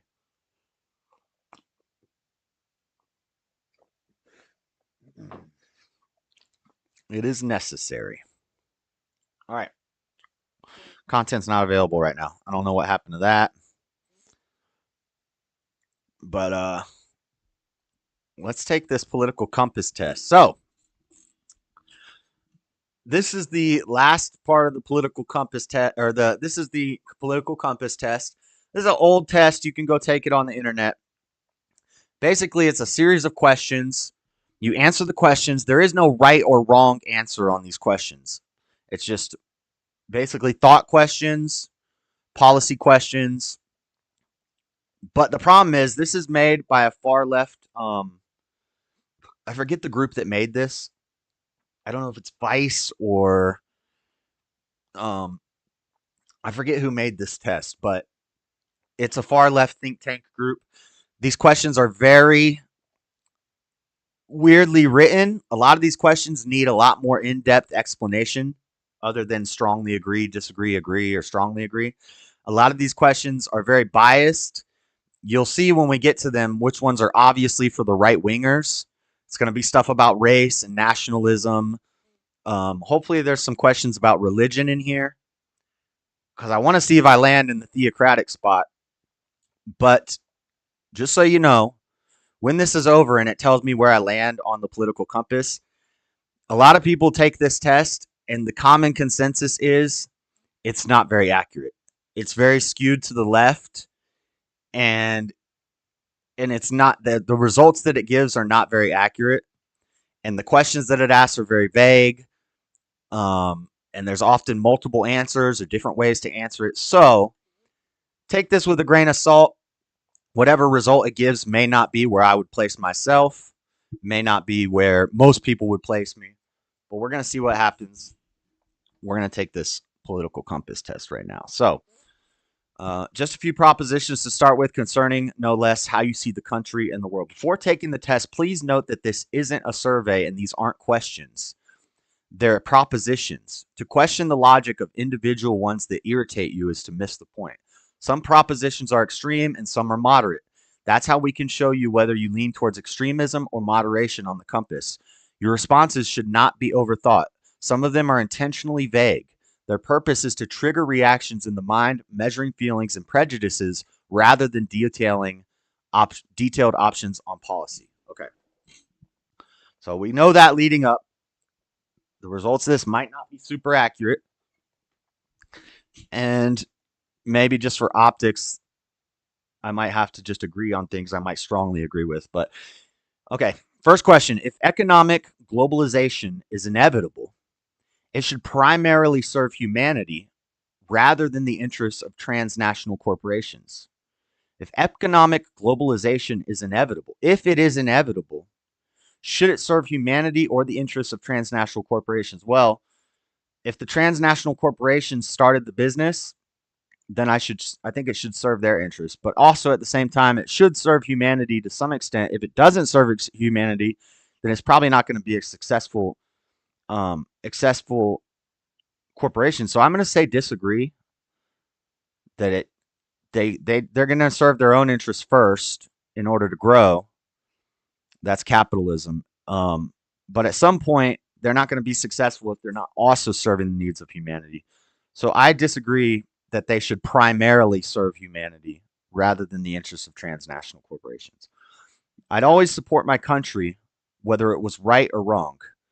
Now, see, A nationalist answer to this, a far right guy, is what they think would be far right, would be somebody that strongly agrees with this. I am not going to support my country if it's wrong. I'll support my country if it's right, if it's following God. But if my country is wrong, I put God above my country. If my country is degenerate cesspool, then and they're doing a bunch of stuff wrong, I'm not going to support that. So I'd always support my country, whether it was right or wrong. I disagree with that. No one chooses their country of birth, so it's foolish to be proud of it. I disagree with that. It's okay to be proud of your country of birth, not just because you were born there, but you should find things to be proud of in the country that you were born. So it's foolish to be proud of it. I disagree with that. Our race has many superior qualities compared with other races. I mean, I'm going to say strongly agree. Now, see that right there? They just said this is a white nationalist. This is a white supremacist. But let me explain. I believe all race has superior qualities over other races.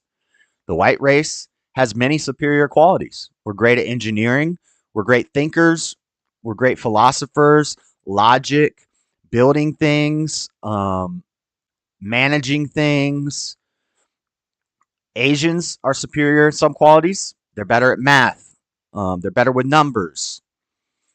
They're better at managing large, dense populations, I guess. Blacks, they're faster. They're funnier. They're more entertaining. They're stronger. So all races have many superior qualities. So I strongly agree with that.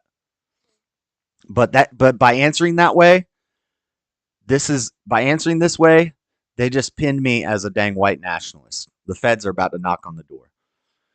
The enemy of my enemy is my friend. I disagree. The enemy of my enemy could also be my enemy. That's Sun Tzu. That's The Art of War. That's a quote from him.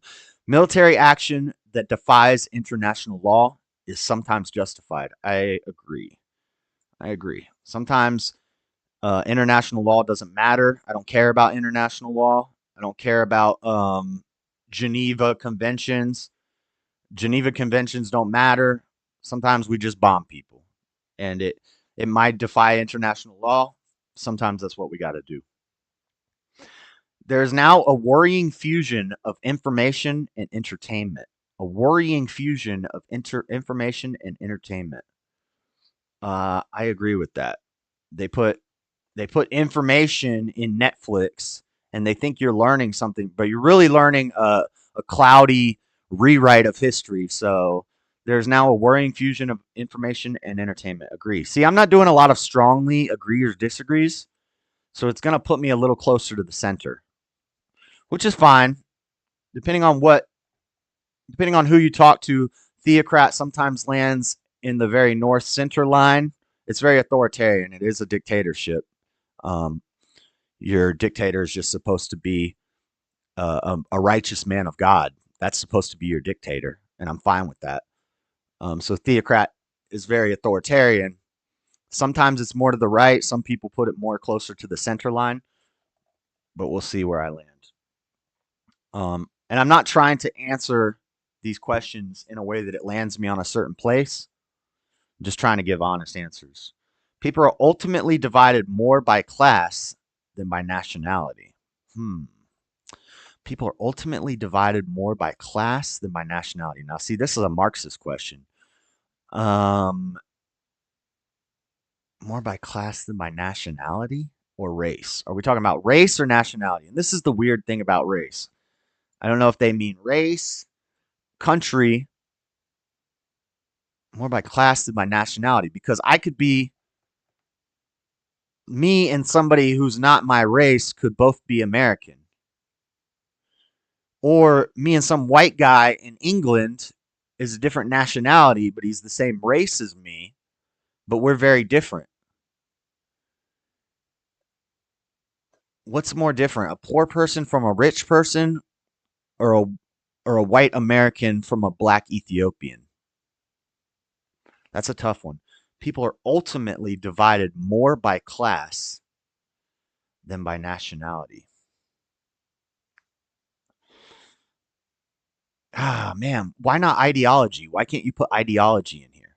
That's really what divides us. See, so this is a tough question because I neither agree nor disagree. I think there's more bigger divisions. People are ultimately divided more by class than by nationality. I think I disagree. I think I disagree with that. Let's see what chat's saying. Blacks can dance. Everyone should be proud of their ancestry and their birthplace. Yup, they made me believe it all. Didn't Josh do a whole show about Waco and Ruby Ridge? Yeah, but that's the feds. That's not the police. Federal, I don't like federal stuff. I like localized, state and localized governments. I think we need bigger state and localized governments. We need less federal government. We need less federal intervention. The three-letter agencies, that's a whole different story. And I don't agree with them doing that. And it was wrong that they did that. That doesn't mean get rid of all the police. Like that's a crazy jump. That's an illogical jump. I can say Waco and Ruby Ridge were wrong, and I still support good law enforcement. Those aren't mutually exclusive things. Controlling inflation is more important than controlling unemployment. Controlling inflation is more important than controlling unemployment. Yeah, I agree with that. I almost strongly agree with that. Let unemployed people be unemployed people. There's always going to be unemployed people. There's always going to be people who don't want to work, who are lazy, or who really can't work. They're not physically able. You can't control for that. You can't make people go to work if they don't want to. Well, you can if you're a communist regime. But I don't think you should be making people go to work if they don't want to work. They should just, if they want to be poor, they should be poor. If they want to work hard and make money, they should make money. But we should be controlling inflation. Inflation should not be fluctuating wildly like this. If we control inflation, keep the prices the same, keep the wages the same, don't worry about unemployment. If people don't want to work, let them be poor. Simple. So I strongly agree with that. Because corporations cannot be trusted to voluntarily protect the environment, they require regulation. Because corporations cannot be trusted to voluntarily protect the environment, they require regulations. I strongly disagree. I strongly disagree. It's not a corporation's job to protect the environment. If the corporation is killing the environment and the people don't like that, then the people won't buy that product. They won't use that company. Elon Musk is going to Elon Musk. He's going to figure out a more green way of making energy without any government regulations, and people are naturally going to gravitate towards that if they want to be stewards of the planet. It doesn't take government regulation. From each according to his ability. This is a quote from Marx. From each according to his ability, to each according to his need. What that means is you give to the system what you're able to give to the system. If you're not able to work, if you're not able to contribute, you can't contribute, that's fine. You give as much as you can to the system, and you get as much as you need from the system. I disagree with that. I think if you're not giving enough, it's not the government's job and it's not taxpayers' job to make sure that you have everything you need. It's your job to make sure you have everything you need. And your abilities, what you can give is going to reflect what you get back. If you have no ability, you don't automatically get what you need. You're going to have to work that out with yourself and God. You're going to have to overcome whatever it is that is making you have no ability, and you're going to have to earn what you need. So is a fundamentally good idea? I strongly disagree. It's a horrible idea, Marx. Horrible idea, Marx. The freer the market, the freer the people. I agree. Don't strongly agree. It could. Free market eventually leads to imperialism, and then technocracies and things like that, and oligarchies where, Apple and Google run the country and the world. And that could be bad. So I just agree. I don't strongly agree. It's a sad reflection on our society that something as basic as drinking water is now a bottled, branded consumer product. It's a sad reflection on our society. No, it's a good reflection on our society that we're able to make money off of water. You don't have to drink the bottled water, people. You can go drink out of the lake. It'll build up your immune system. You don't even need a life straw. So I think it's a good reflection on our society that drinking water is bottled, branded consumer product.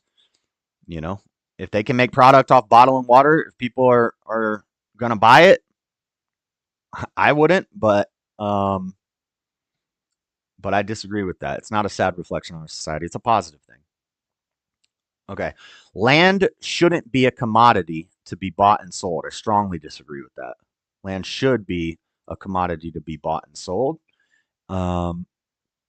Otherwise, you have a bunch of anarchists and a bunch of natives and cannibals eating each other, and everybody's just killing each other, running rampant. Who owns the land? Nobody owns the land. The government owns the land. And the government decides who lives where and who does what. So I strongly disagree with that. We should buy land and sell land. It is regrettable that many personal fortunes, I almost want to put disagree on this one, because it does get to a point to where, again, the extreme ends of capitalism,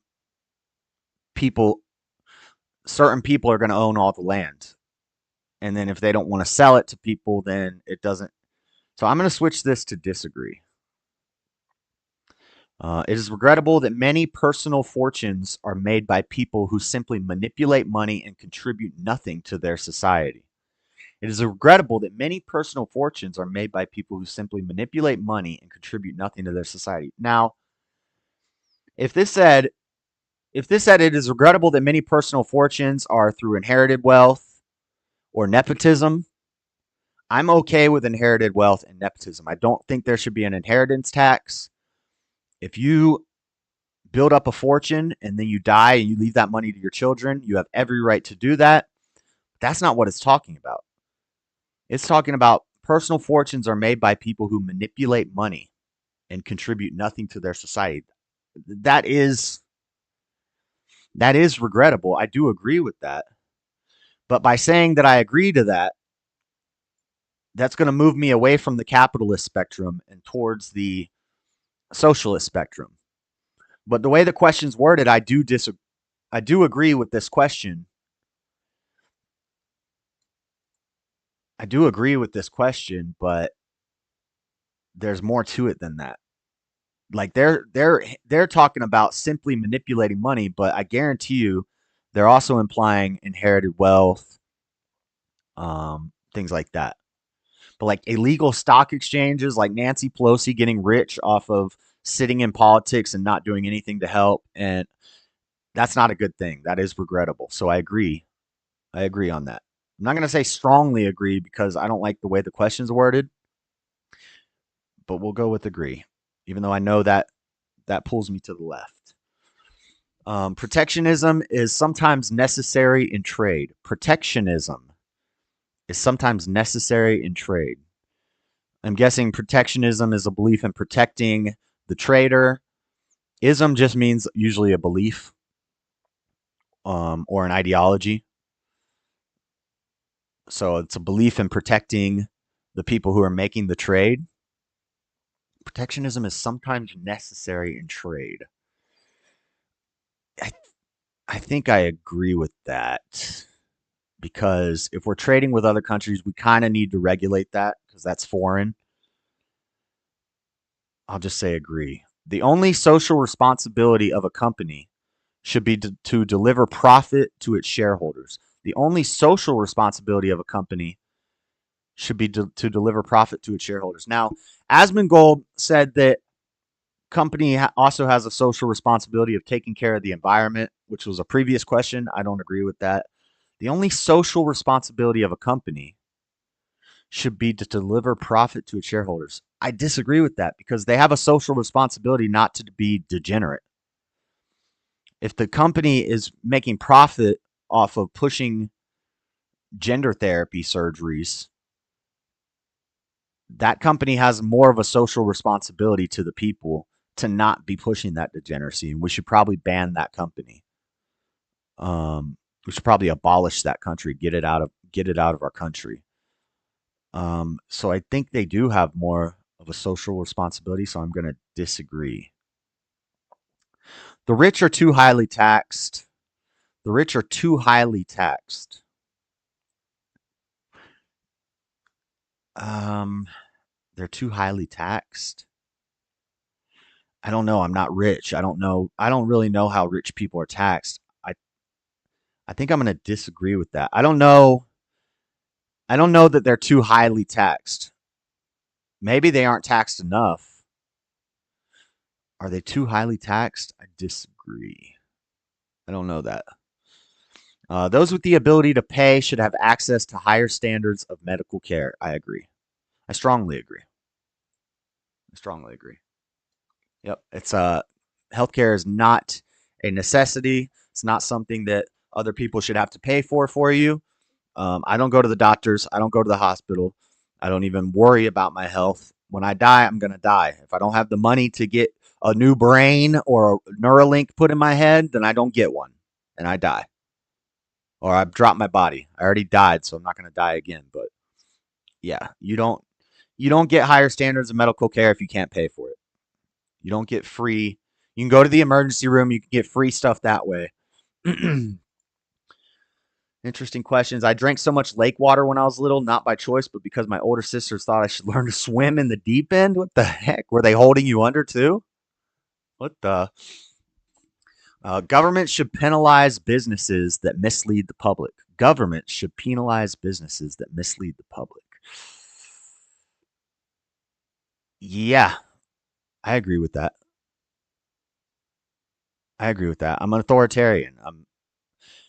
Now, this is in my theocratic Christian authoritarian regime, kingdom. If a business is misleading the public, we would just get that business out of the country, which is anti-capitalist, which is why I'm not super far right capitalist. I'm more towards the center line.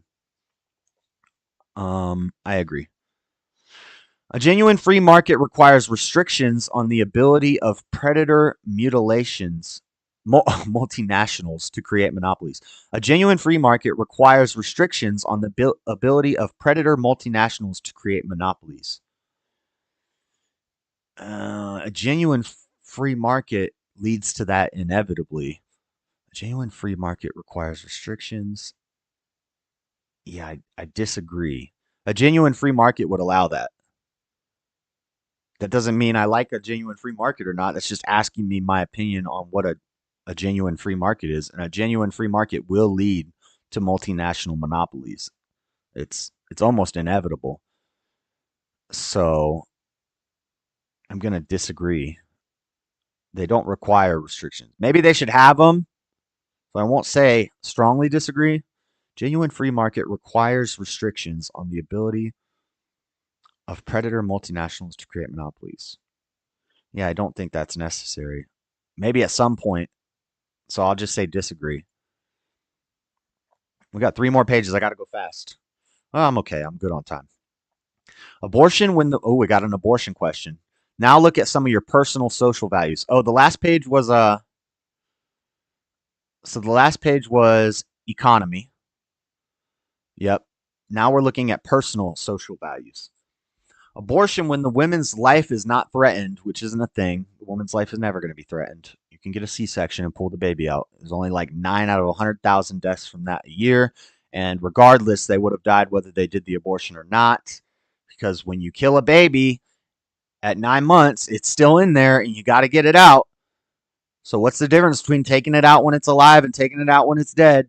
Either way, the woman is at just as much risk, which is very, very, very, very low risk. 9 out of 100,000 chance of dying during a C-section. And it doesn't matter whether the baby's alive or dead. So abortion when the woman's life is not threatened should always be illegal. I strongly agree. Even when the woman's life is threatened, it should be illegal. All authorities should be questioned. I agree. I'm not going to strongly agree because I wouldn't question my authority if he was a man of God. If he's a righteous man of God, there's not a lot of them, but they are out there. They do exist. They're like unicorns. They're like dragons. They do exist. They're just hard to find. Like skunk ape or Sasquatch. So if one of those men was my authority, my worldly authority, then I would follow him because he's taking his orders from God. So I agree to that. An eye for an eye and a tooth for a tooth. That's biblical. Now, people will say there's a contradiction here between turn the other cheek and eye for an eye, tooth for a tooth. Eye for an eye, tooth for a tooth is talking about the enforcement arm of the government. It's talking about law. It's talking about justice in a court system, right? I think this comes from Leviticus or Deuteronomy. These are all old Jewish laws, right? This is how they ran a civilization. They would have laws. They had rules to follow. And if they broke those laws, then you would pay back an eye for an eye and a tooth for a tooth. And those people are supposed to be assigned by the power and principalities from God. Unfortunately, there's also evil worldly powers and principalities that will assign bad government leaders and bad judges. So this kind of gets cloudy. But an eye for an eye, tooth for tooth, I think I do agree with that. From a legal stance. On a personal level, you're supposed to turn the other cheek. But also, you can defend yourself. If they're trying to take your life, you're supposed to yield a sword. So, it's a tough one. That's a tough one. Taxpayers should not be expected to prop up any theaters or museums that cannot survive on a commercial basis. I agree with that. I strongly agree with that.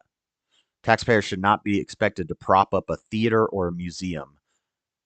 That's not a government thing. That's not a tax thing. That's art and information. That stuff should probably be free anyway. If people want to donate, they can donate to the museum. If they love art, they can buy a painting if they want to buy a painting. But going in to look at art, going into a library, a museum, a theater, you can pay the ticket price, but taxpayers shouldn't have to pay for the upkeep on that building. Ticket price should cover that.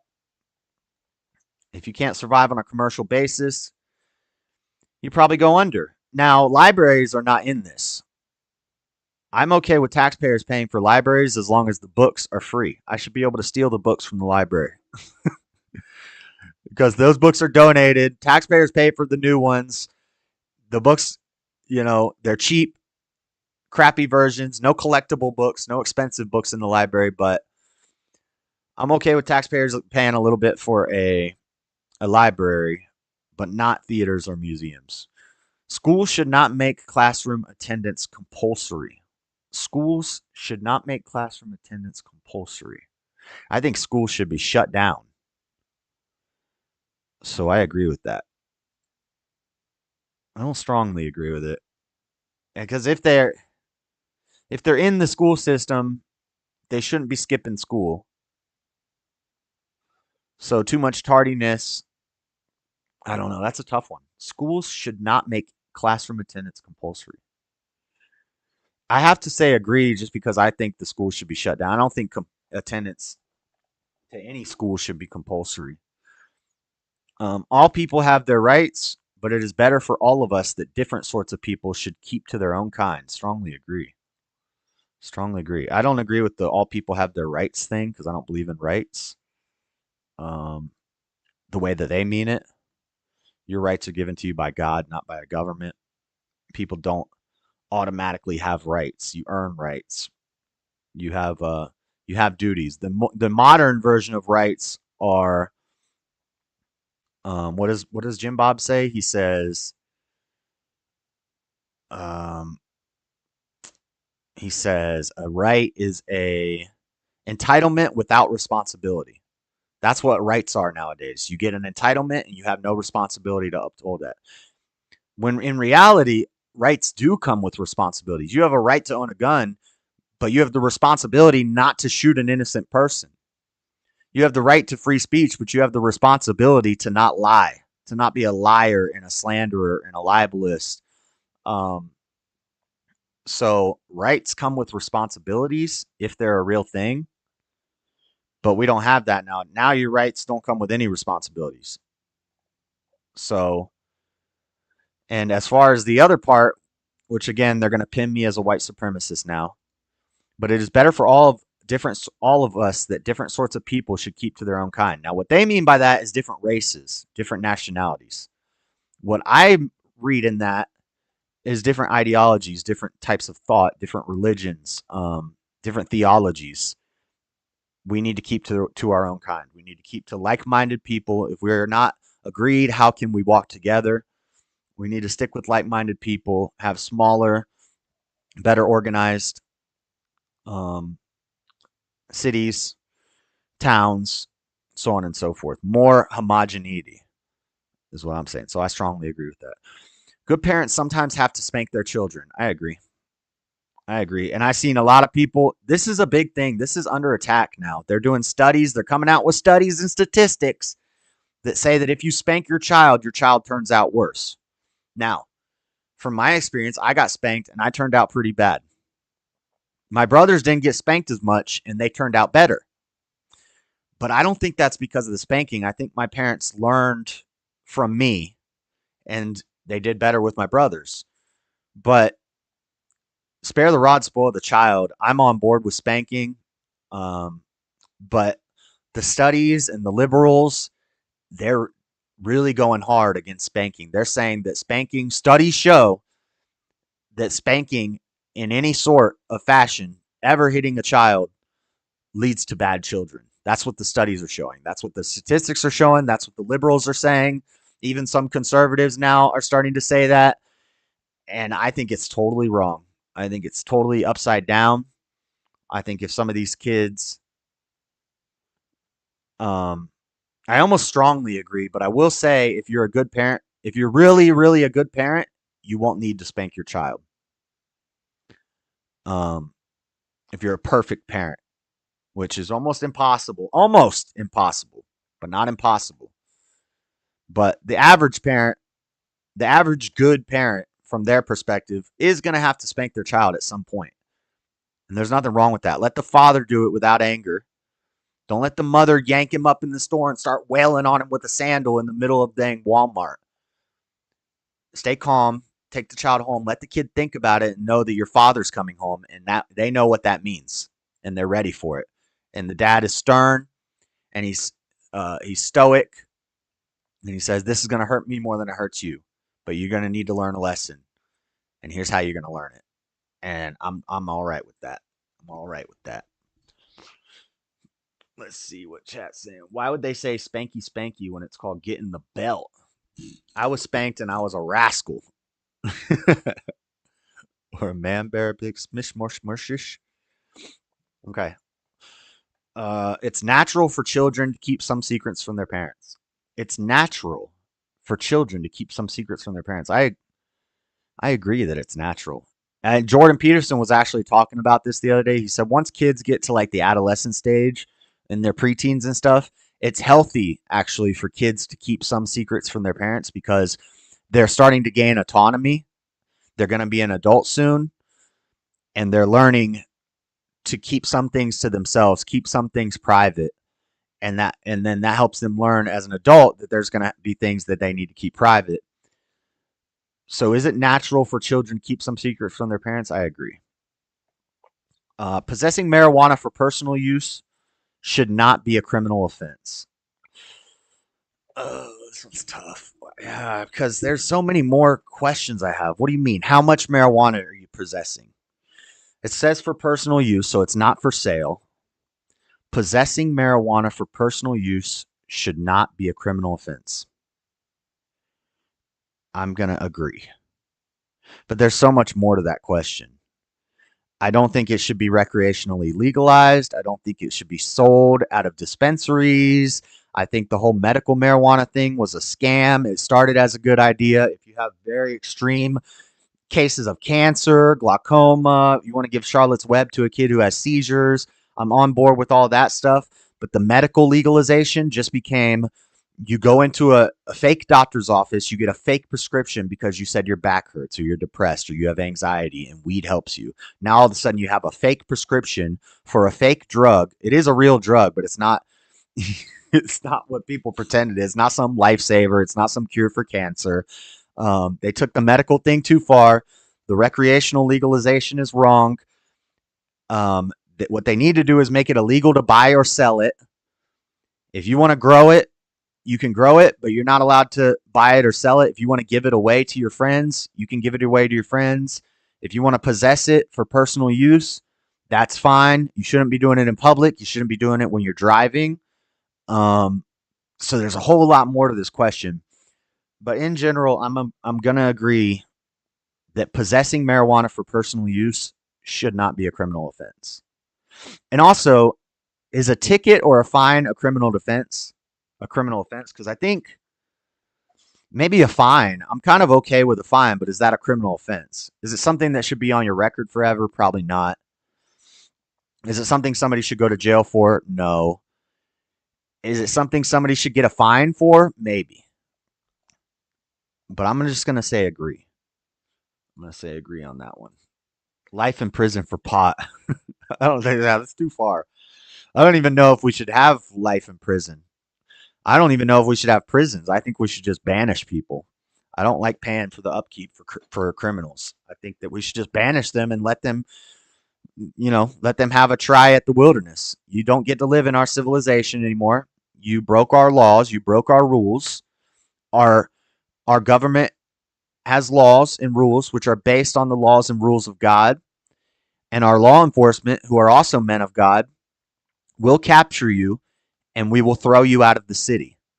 And you can have your freedom and all your human rights and all your civil rights and all that other stuff. You can have it in the wilderness with the wildlings and the wolves and the alligators. You can try your luck with them, but you don't get to live in our civilization.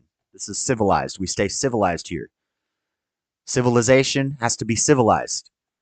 And the way we keep it civilized is by kicking out the criminals. I like that plan.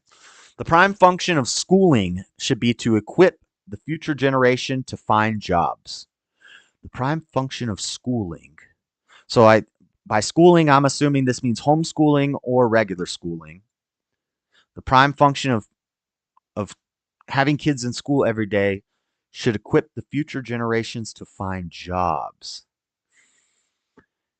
I don't think that is the prime function. That should be a function. They need to focus on helping kids find jobs, helping kids to manage credit, manage money, real life stuff like that, which some schools do. You know, they have home ec. They'll teach the women to bake a cake and sew some stuff. They used to have shop classes and woodworking classes and agriculture classes, but they're taking all that stuff out of the school, which is crazy. So that should be a function, but not the prime function. I'm going to agree. Since abolishing schools is not an option, but people with serious inheritable disabilities should not be allowed to reproduce. What? People with serious inheritable disabilities should not be allowed to reproduce. Does that count poor people? If you're inherently poor, you should not be allowed to reproduce. If you're disabled because you're poor and you're like a fat person that rides around in the electric cart at Walmart when a real handicapped person needs the cart, somebody without legs can't get the cart because this fatty's driving around in the little motorized cart, that's not a disability. You should not be allowed to reproduce. Meanwhile, the guy with no legs or the guy who was born with Down syndrome, they can let the Downies reproduce. Let the Downies reproduce. They're some of the kindest hearted, most genuine people in the world. Let the Downies reproduce. Don't let the fat lady in the Walmart drive around cart reproduce. So how do I answer this question? People with serious inheritable disabilities should not be allowed to reproduce. I disagree with that. There's other people who I don't think should be allowed to reproduce, like poor people. Making babies is for you when you have a stable middle-class income. It's not for when you're poor. Stop doing it. Stop having sex if you're poor. But people with serious... Yeah, I'm going to disagree with that. I almost want to strongly disagree with that. But there are some sorts of disabilities that they wouldn't count that I don't think they should be reproducing. Like retardation. I don't think dumb poor people should reproduce, but I'm okay with the Downies reproducing. Okay. The most important thing for children to learn is to accept discipline. That's not the most important thing for kids to learn. So I'm going to disagree with that. There are no savage and civilized peoples. There are only different cultures. There are no savage and civilized peoples. There are only different cultures. I strongly disagree. Some cultures are savage and some are civilized. This is another one of those questions that's going to pin me as a white supremacist, the way I answered it. Those who are able to work and refuse the opportunity should not expect society support. By the way, for the feds listening, I am not a white supremacist.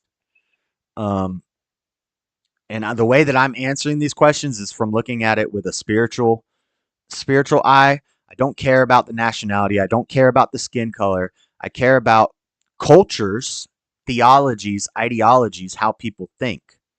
And that's not geographic, and that's not based on pigment and melanin. That's based on your beliefs, your faith, that affects your mind and how you think, and then that affects your body and how you act. So, but they're probably not looking at it from a spiritual perspective. They're looking at it from a purely physical perspective of one skin color is better than the other skin color. Well, no, that's not entirely true. But we are different. We are superior in ways. They are superior in ways. So that's my explaining there. I think it's a box test. These questions seem too vague. Yeah, they're very vague. They're very vague. And there's a lot more. So it's like hard to answer them. That's why it's not the answer that it gives me on where they place me on the political spectrum is not going to be that accurate. Because they don't get to hear all my expounding on it. Those who are able to work and refuse the opportunity should not expect society support. Strongly agree. Strongly agree. When you are troubled, it's better not to think about it, but to keep busy with more cheerful things. I strongly agree. When you are troubled, you shouldn't be troubled in the first place. There's nothing to be troubled about if you know God. You don't need to worry. Nothing's wrong. You don't have any problems. You're just a meaty body. Your spirit is not hurting from this stuff. And if your spirit is hurting from it, then you're not going to overcome it by thinking about it and dwelling on it. You're going to overcome it but also, idle hands are the devil's plaything. Okay, yeah, so stay busy with more cheerful things. I don't like that's kind of gay language, but cheers, cheerful. I could imagine Jay and Salen. I'm cheerful. When you're troubled, it's better to not think about it, but to keep busy with more. I think I'm going to strongly agree with that. I don't like the way it's worded, but I agree. First-generation immigrants can never be fully integrated within their new country. I disagree with that. I think first-generation immigrants are often the most based. It's the second and third generations you got to worry about because that's when they resent their parents, they rebel against their parents, and they go way off the other side of the spectrum. Generally, the first-generation immigrants, the legal first-generation immigrants are often very based. They're often fleeing crap in other countries that they don't like. Maybe their country's too authoritarian. Maybe they don't like the strict rules. So they want to come to America where everybody's free to be a degenerate. No, but often the first generations are pretty based. And I think if you follow the laws and you follow the procedure, you can be integrated and you assimilate, you can be integrated into their new country. So I disagree with that. What's good for the most successful corporations is always ultimately good for all of us. What's good for the most successful corporations is always ultimately good for all of us. So now see, I'm going to disagree with this because like Elon making Neuralink may not be good for all of us. It may seem good for all of us, but it may not be good for all of us. The electric cars, it seems good, but it may not be good for all of us.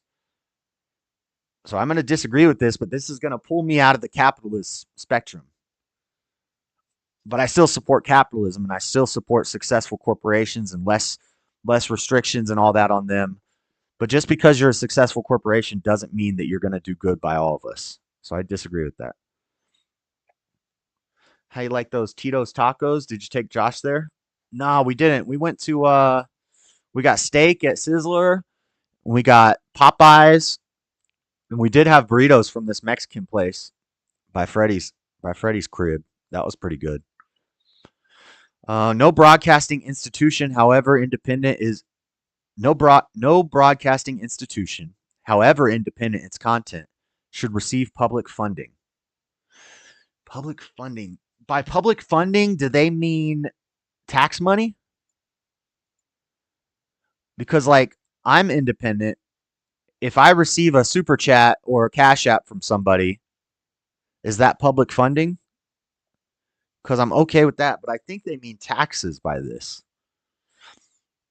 No broadcasting institution, however independent its content, should receive public funding. See, I don't know what they mean by that. Do they mean... I agree that people should not be taxed for any sort of broadcasting network. Definitely. They shouldn't receive any special subsidies from the government. No Section 231. None of that stuff. No broadcast. So I agree if that's what they're talking about. But if they're talking about crowdfunding, if they're talking about people donating to the broadcasting network, I'm okay with that. I'm going to answer it like they're talking about taxing. Public funding. Public funding. I'm going to say I agree. Because I agree that no broadcasting institution should be taxed. Super chats would be private funding. Oh, okay. So somebody donates, that's a private fund. That's a private donation. So they're talking about taxes and stuff. No broadcasting should receive public. I strongly agree with that. If that's the case. See, I'm okay. By the way, I'll shield for myself right now. You guys can hit up the Cash App. Buy me a beer, buy me a coffee, buy me a pizza for the Friday night streams, the Saturday night streams, streaming like 20 hours in the weekend, putting the show together. Y'all want to help your boy out? Send me $5 on the Cash App, $Dreadedconservative, or for free. Just make sure you hit the like button, drop some comments on the videos, tell your friends, share the video out, all that good stuff helps out, and I appreciate it. So, enough with the shilling. We're on page 4. And how you see the wider society. This is the wider society. Our civil liberties aren't real. Our civil liberties are being excessively curbed in the name of counterterrorism. Our civil liberties for white people? Are we talking about the worst problem in America, which is white terrorism, white supremacist terrorism? Yeah, they are curbing white people's civil liberties because of counterterrorism against imaginary white supremacists. But they're not. I would say our civil liberties are being excessively curbed in the name of terrorism. They let terrorists in through the border. Our civil liberties are being curbed, but not in the name of counterterrorism. Our civil liberties are being excessively curbed in the name of counterterrorism. I think I disagree with that. I don't even understand. I don't know. I think I disagree with that. If anything, our civil liberties are being excessively curbed in the name of terrorism because they're letting terrorists in over the border. Also, this was made a couple years ago, so they would put different questions on it now with the change in the political climate. A significant advantage of a one-party state is that it avoids all the arguments that delay progress in a democratic political strongly agree. There you go. There's an authoritarian question. That'll boost me up in the ratings a little bit. Yes, we need a one-party authoritarian system. No voting. You have a king. The king comes from a righteous man and his family, and he raises his family righteously. And then they have kids and they raise a family righteously and they lead the country righteously. That's the goal. That's the goal. A dictator from God, a godly dictator, a righteous dictator. That's what we need. A Christian king. Yeah, voting democracy is garbage. Republicans voting is garbage. Republican is left wing, if you didn't know. Not anymore. They call it, well, some grids will still have it on center left, Republicans, but yeah, it is left wing. It's not right wing. Although the electronic age makes official surveillance easier, only wrongdoers need to be worried. Wrong. Strongly disagree. Everybody needs to be worried. Although the electronic age makes official surveillance easier, only wrongdoers need to be worried. I strongly disagree with that. Now, I was saying earlier, if you're not breaking the law, you don't need to worry about the police. And that's true for the most part. But when we get to a surveillance state and the cops become Gestapo, I'm not going to support those officers. It's already happening. I get it. And I don't support that. Doesn't mean I think we should abolish the police. That's a crazy jump. To jump from the police are bad, we should not have any police. Is a crazy jump to make. But yes, the surveillance is crazy, and even non-wrongdoers, social credit scoring, things like that, it can affect people who are just living their lives correctly. Maybe they say the wrong thing, and they would call that a wrongdoer, and they arrest you for saying something they don't agree with. It doesn't go with the narrative. You speak out against the dictator, the evil, tyrannical dictator. The Christian dictator won't care if you speak out against him. But if you start to build up an army against him, you'll just be banished. The death penalty should be an option for the most serious crimes. I'm back and forth on this. I've explained my thoughts on the death penalty before. As a pro-life person, only God decides who lives and who dies. And also, if the system is faulty, you can't trust that they're not killing an innocent man. Benjamin Franklin said, I'd rather 100 guilty people go free than one innocent person die. But if they are guilty and they did the most serious crimes, I'm going to say I agree. Currently. It's a tough one for me. I wrestle with this one. I'm back and forth on it. But if they are 100% guilty, you find Jeffrey Dahmer with a gay guy with a hole drilled in his head in his apartment. Yeah, maybe you killed Jeffrey Dahmer. Or the prisoners killed Jeffrey Dahmer. But I'm going to say agree. That's a tough one for me. In a civilized society, one must always have people above to be obeyed and people below to be commanded. I agree. Abstract art that doesn't represent, this is called hierarchies. They're unavoidable. Only feminists and commies think that you can get rid of hierarchies. Abstract art that doesn't represent anything shouldn't be considered art at all. I strongly agree. That's going to pull me to the right. And I'm an artistic guy, and even I think abstract art is dumb. In criminal justice, punishment should be more important than rehabilitation. In criminal justice, punishment should be more important than rehabilitation. Ideally, your punishment would rehabilitate, but I do agree, rehabilitation, if it's a thing, it is a better option than just punishing them and taxpayers paying so they can stay at a hotel for 6 years and get food served to them 3 times a day, sleep on their bunk, play video games. Now they have phones in jail. You can do TikToks in jail, in prison. That's not really a punishment. I don't know if rehabilitation is possible, but if it is, I believe rehabilitation is more important than punishment.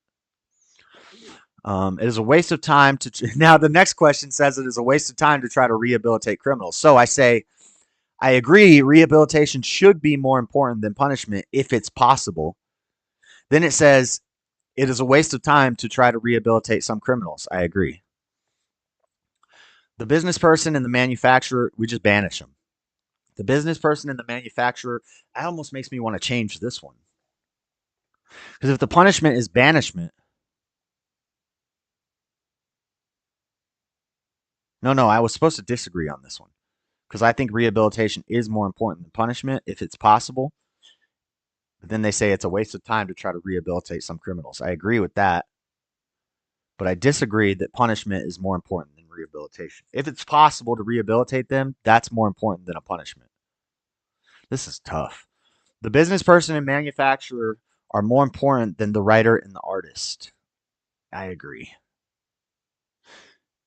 And I almost strongly agree. I almost strongly agree with that. But I do think art and writing is important, so I'm just going to say agree. It's not near as important as the manufacturers and the industrial jobs and farmers and things like that are much more important than writers and artists. But I think there is value to writing and artists, so I'm not going to say strongly agree. I'm just going to say agree.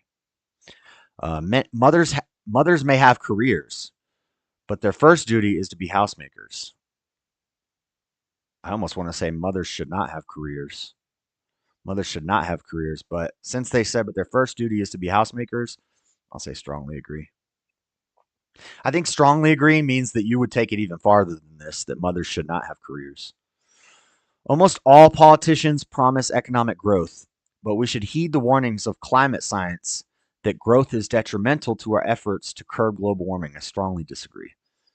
Making peace with the that's some go green crap. Making peace with the establishment is an important aspect of maturity. Making peace with the establishment is an important aspect of maturity. It depends on what the establishment is. I don't want to make peace with a crooked, tyrannical establishment. If we had a righteous establishment, are we talking about in America, the current establishment? I would say no. Are we talking in an ideal political system? I would want you to make peace with your establishment. Making peace with the establishment is an important aspect of maturity. I'm going to disagree with our current establishment. If we had a righteous establishment, then I would say that you shouldn't even have to make peace with it. You should just be at peace from the get-go. That's a tough one. Okay, next page. Page 5 of 6. I got to hurry up. If you got through that okay, you'll find these propositions on religion a breeze. Finally, the religious stuff. Astrology accurately explains many things. Strongly disagree. You cannot be moral without being religious. Strongly agree. Well, no. Wrong. You can still be moral. You just can't ground your morals. So I actually disagree with this. You can be moral. You can do moral things without being religious. A non-religious person could still do something that's moral. The only problem is they can't justify or ground where their morals come from. They're going to probably be a moral subjectivist that thinks morals are different for everybody and nobody decides what's right or wrong, which is wrong. That's 100% wrong. You cannot be moral. You can't understand morality without being religious. You cannot be moral without being religious. I want to strongly agree with that, but I disagree with the way they worded it. You can be moral without being religious. You just can't explain why what's moral to you and immoral to you are moral to you and immoral to you when they may be different than what's moral and immoral to somebody else. Without a grounding, without a theological grounding on that, you can't justify it. You have to be a moral subjectivist. So I'm going to disagree. I wanted to strongly agree off of impulse. And they said you're supposed to just quickly agree with your first instincts and not overthink it, but I'm an overthinker. I'm going to actually do agree. I won't do strongly agree. I disagree with the wording, but I think what they're asking I do agree with. I don't like the way they're asking it, but you can't understand morality without a religious grounding for your morals, without a faith, without a worldview based in God, any God. But it's got, now you could be right or you could be wrong. You might have the wrong God. But anyway, charity is better than social security as a means of helping the genuinely disadvantaged. Strongly agree. Jesus was not a socialist. Jesus promoted charity. Charity is of God and a Christian value. You freely give what you have excess to help others. Government does not take it out of your paycheck and just distribute it to people as they see fit. A lot of people who shouldn't even be on Social Security getting your money. Some people are naturally unlucky. Strongly disagree. I don't believe in luck. It is important that my child's school instills religious values. I don't think my child's school would be homeschooling. And yes, I would strongly agree that school needs to instill religious values. I really don't think they should be in school at all. But if my kids got to go to school, they're going to go to a Christian school. Not going to, and I'd rather they not go to a Christian school or a public school. They go to a home school, and we're going to instill we're going to indoctrinate the crap out of that kid into religious values. Not by Bible thumping at them, not by dragging them to church and making them get dressed up on Sundays and taking them to church and being fancy with how much money we give to the church, not by Bible thumping at them, not by telling them, come sit down and pray with me. Let's sit down and pray together. None of that stuff, not overbearing, but religious values. My religious values are instilled in everything I say. So everything I believe, my politics, my worldview, that all comes from my theology, from my religion, from my God. So that's going to be, my kid is going to have religious values instilled in everything. School, when they're at the house, hopefully when they go out to play. So I'll strongly agree with that. Just because I really want them to make sure they know that that was the most important part to me.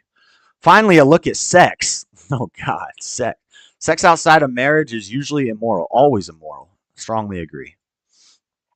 A same-sex couple in a stable, loving relationship should not be excluded from the possibility of child adoption. A same-sex couple in a stable, loving relationship, that's not real, should not be excluded from the possibility of adoption. I strongly disagree. Pornography depicting consenting adults should be legal for the adult population. Strongly disagree. Ban it, make it illegal. Prohibition worked. Less people were consuming alcohol. People complain about what happened with Al Capone. And then the fact that it got repealed and then it came back stronger. But when prohibition was a thing, the liberals will tell you it didn't work. Prohibition reduced alcohol consumption. Banning abortion reduces the number of abortions. Stronger crime laws reduces the amount of crime. Banning pornography would reduce the amount of pornography consumption. Making drugs illegal. The war on drugs reduced drug consumption. So anybody that tells you otherwise is wrong. What goes on in a private bedroom between consenting adults is no business of the state. What goes on in a private bedroom between consenting adults is no business of the state. Yeah, I strongly agree with that. The government doesn't need to be in the bedroom. But the problem is they'll tie that to like abortion. They'll use that same privacy stuff. Privacy between you and your doctor. Government can't be involved in that. That's how they got Roe v. Wade put into place in the first place. But based off this question, I will strongly agree the government shouldn't be in your bedroom. No one can feel naturally homosexual. No one can feel naturally homosexual. I'm sure people can feel that. I'm sure Jalen feels that. I don't think it's real. I think it's a false feeling from Satan. It's an evil spirit that's made a home in you. You think you feel naturally homosexual, but you're not. So I want to disagree with this. Nobody is born homosexual. God has never made a homo. Satan makes them. The world makes them. Your parents make them. But no one can feel naturally homosexual. I want to agree with that, but the way it's worded, I have to disagree. Some people do feel naturally homosexual. They're not naturally homosexual, but they feel that way. So you can feel that way. I agree. They do feel that way. No one can feel naturally homosexual. I disagree. Some people feel naturally homosexual. They aren't, but they feel that way. These days, openness about sex has gone too far. Strongly agree. I'm going to say agree. I don't want to be a hypocrite because we talk about cess stuff on the stream sometimes, and it gets a little off the rails. It gets a little adult sometimes. But yes, I usually get uncomfortable during those conversations. But I do make jokes. I do make dirty jokes sometimes. So I won't say strongly agree, but I will say agree. It's gotten too much. Ever since I Love Lucy had a couple in bed together, TV, media, it's all over-sexualized. I almost strongly agree with that. But I'm okay with some sex jokes and a little bit of risque stuff to some degree. If I'm going to agree, I'm not going to strongly agree. And that's it. That's it for the test. What is the test definition of natural? Exactly. These questions are purposely vague. So you're supposed to, they want you to answer based off of emotion and just react to the words and then click something. I can't do that. I'm trying to break it down and think what they're trying to say. And that's why my results are not going to be where I would place myself, probably. We're about to find out. We're about to see what we're standing. You live in DeWitt? Good deal. How you been, Freddie? If you don't buy a member from Josh, then you ain't black. If you don't buy a membership, you ain't black, Freddie. He'll be okay. I'm done with charity. You heard Josh? No, you didn't hear me. I said charity is great. Charity is a Christ-like virtue. We're supposed to do charity. So open your ears up. Don't worry. I don't need you to donate. I owe you money. I'm going to pay you. Don't worry. I'm going to pay you. It's just going to take some time. But, yeah, Freddie doesn't need to donate because I owe him money right now. But he's been being a little butthead lately. Freddie, you've been being a butthead lately. I'm still going to pay you. Don't worry. But you've been being a butthead lately. I think you did an amazing job on the test. Yeah, it's not really a test. You can't be right or wrong. But let's see where I stand. They're going to calculate the results, and they're going to plot me on a graph. Yeah, I need money for cards. All right, about the political compass. The starting point of the original political compass was in 2001 when we recognized the inadequacies of the standard political measure, left and right. Right. This is not enough. This doesn't work because people, and you'll know when you're talking to somebody who really doesn't get it. I've said that I'm authoritarian before, and people said, "Oh, so you're a commie." That means you're a commie. All the people on the left, Stalin, Hitler, Lenin, Marx, they were all authoritarian and they were all on the left. So if you're authoritarian, you must be a commie. And if I'm an anarchist, I must be on the right. And that's couldn't be farther from the truth. You can have authoritarians on the right wing, monarchs, theocrats, capitalist authoritarians, technocracy. They say one thing said technocracy is on the left. I think technocracy would be far right because that's very capitalist. But you can have authoritarians on the right and the left, just like you can have anarchists on the right and the left. Those are the two opposite ends of the spectrum. I am as different from an anarchist as I am from a commie. Commies are this far away from me to the left. Anarchists are the same distance away from me, north to south.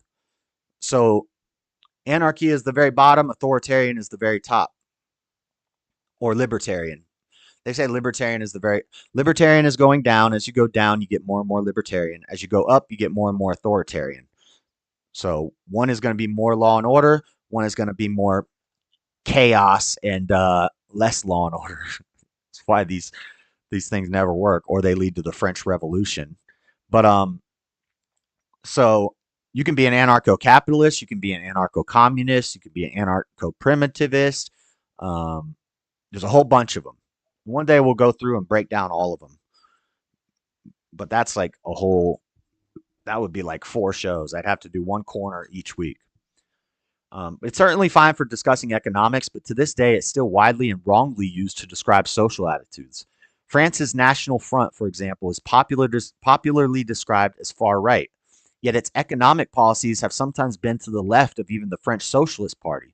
The party's real extremism is in its social attitudes. That's why we've added a social scale. So you have the economic scale, left and right, which is communism over here. So it would go democracy, socialism, communism, the farther left you go. And then to the right is capitalism. And that's where you have, Republicans.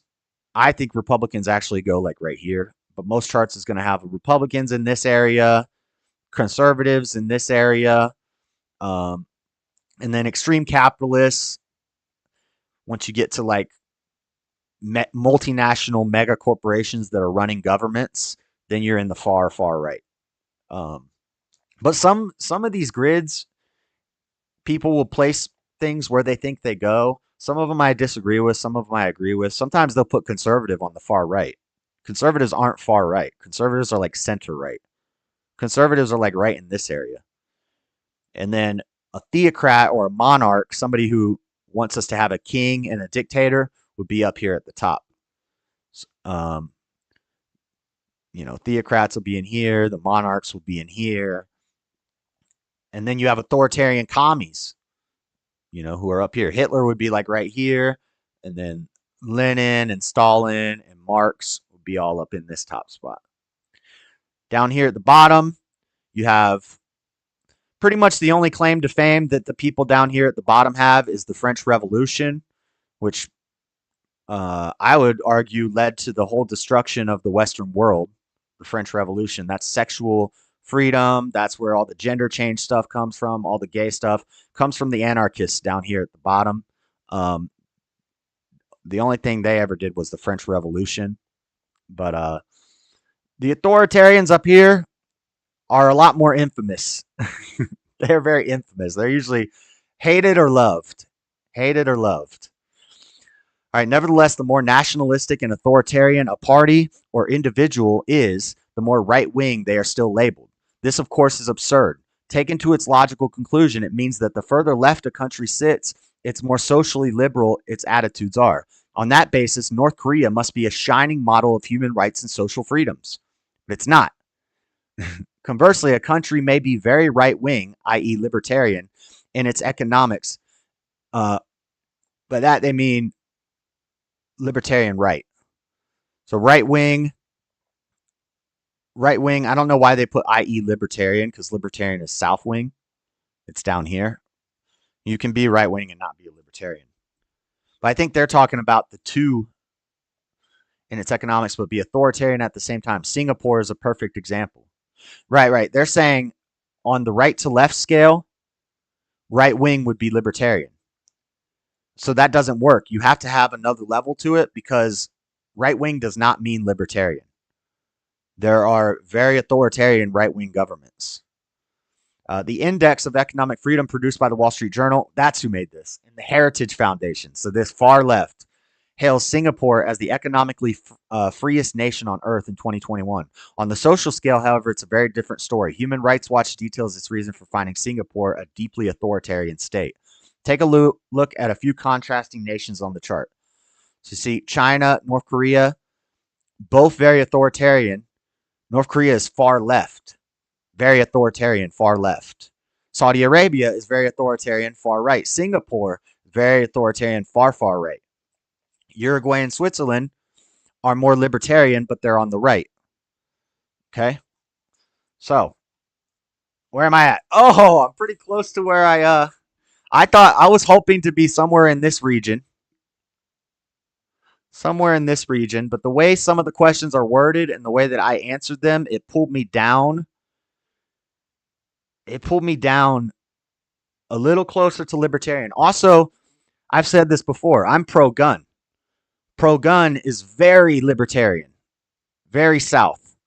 Legalization of drugs. Pro-gun. Live and let live. No harm policies, all that stuff is libertarian. So most of my views would get me up here. I figured I'd be right in this region. So I'm pretty close to where I expected. But most of my views would have me up in here. But because I'm pro-gun, it pulls me down south. It pulls me down a little closer to libertarian. It balances me. It balances me. I would be an extreme authoritarian, but I like guns. And guns don't really work in extreme authoritarian dictatorships because the people can rise up against the government. And I'm okay with that. If the king is being a tyrant and he's not following God properly, and the people follow God and they say he's not a son of God, we need to get him out of there. We need to find a new one.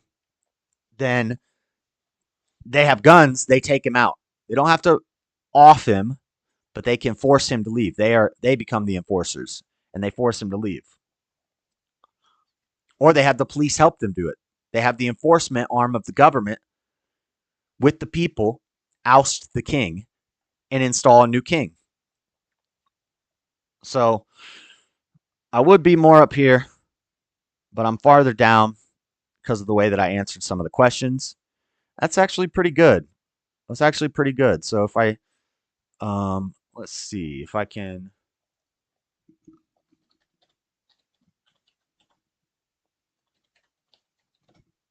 Okay, I gotta go though, but y'all aren't gonna be able to see this, but okay. So I landed on this grid the way that they listed it. Christian theocracy is right here. I landed on constitutional monarchism, which is I don't think is very accurate. They got me right. They got me pinned down with the monarchism, but my monarchism would be a theocracy, so I would be actually up here. I would place myself right around this area. Christian theocracy. Islamic theocracy is a little more authoritarian than Christian theocracy. That makes sense. They put Nazism here. I would say Nazism goes over here because it's National Socialists. They're actually more socialist. So I think they're a little more left wing than right wing. But Christian theocracy is right here. Eco-conservatism, not sure what that means, but elective monarchism, confederalism, progressive conservatism, that's where they placed me, is right in this area. I think I'm a little farther north than where they placed me, but pretty close. Pretty close. So it actually worked out pretty well. And the questions were vague, so it's tough to answer them, but I guess I answered them pretty accurately because I should be somewhere in this region. Maybe a little farther north. Maybe a little farther to the right, maybe like right in this area. But that turned out pretty good. That actually worked out. What are they saying about me? Economic left, right, I'm 3.3. Social libertarian, authoritarian, 1.5. And then they don't really tell you what that means, but I know what that means. Okay. Cool. So that wasn't too bad. What do you guys think? Where would you land, Freddie? I think Freddie would land, from talking to Freddie for years, I think he's probably more libertarian than authoritarian, but he does talk about like the black people rising up and wiping out the white people. That's pretty authoritarian. He's definitely leans more towards the left socially. Economically, he definitely leans more towards the left. Pretty far left. Somewhere like in here, left-wise. And then as far as libertarian and authoritarian, I don't know, Freddie. Are you more libertarian? Are you more live and let live or more law and order? Probably going to be more. Freddie's probably like in here somewhere, is what I would think. Let me see. What is that? Democratic socialism. Yep. Right here. Freddie would be right here. This is democratic socialism. And I was just guessing, and then I pulled up the thing and looked at it. Sure enough, right where I was pointing to on this, democratic socialism. Yep. I think I got that. Social democracy, democratic socialism, same thing. Dumb. But yeah, he's going to be somewhere in this area.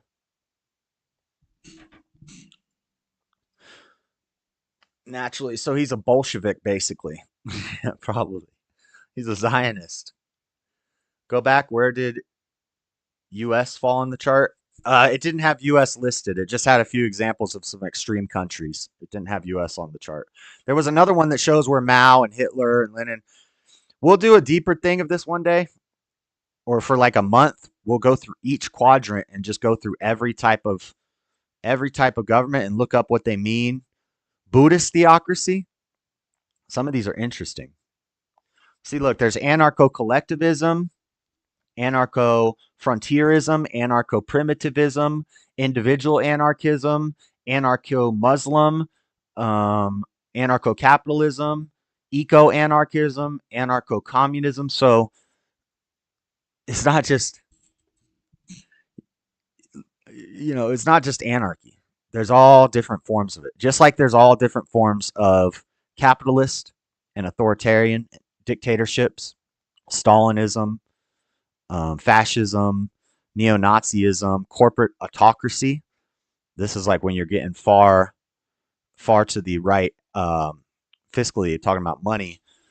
Conquestialism, absolute monarchism.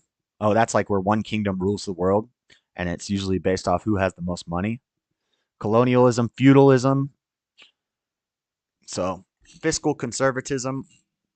This is a people who are about the money. And there's people who are about the money, anarcho-capitalism. These are the anarchists that tried money because they figured out they needed currency. So, but that's that, guys. I got to get going. That's the end of the show. I got to get going to work soon. So I'm going to head out. God bless everybody. I hope you enjoyed the show. Hit the like button on your way out. Make sure you subscribe. Thanks for coming by, Spike, Freddie, Stubble One. I know we disagree on the cop stuff, Stubble One. I didn't know you went that hardcore with it, though. I know you didn't like the cops, but dang, no cops at all? That's out. I don't know. I didn't know all that, but that's cool. Seasal, Yoda, Freddie, Matthew, Rome, everybody, thanks for hanging out, guys. I'm going to head out. God bless. Have a good night. I will see you later in the week. Shane's going to come over one day this week, and we're going to have us a Subnautica stream where I just play Subnautica and learn how to play, and he's going to show me some things and just play some Subnautica because he bought it for me, and I want to play it, but I need to get started on it and focus. So we'll do that one night this week, and then maybe we'll have some game reaction streams to maybe some debates or something. Maybe we'll check out this Candace Owens Destiny debate, but it wasn't that good. We'll see, and we'll be back Friday night for the Snore stream. I'm gonna try to get a puzzle this week. I get paid in a couple days, and I think I'm gonna get a puzzle to do next week during the Snore stream, and then Saturday night fight night we will be back for that. But till next time, guys. God bless. Have a good one.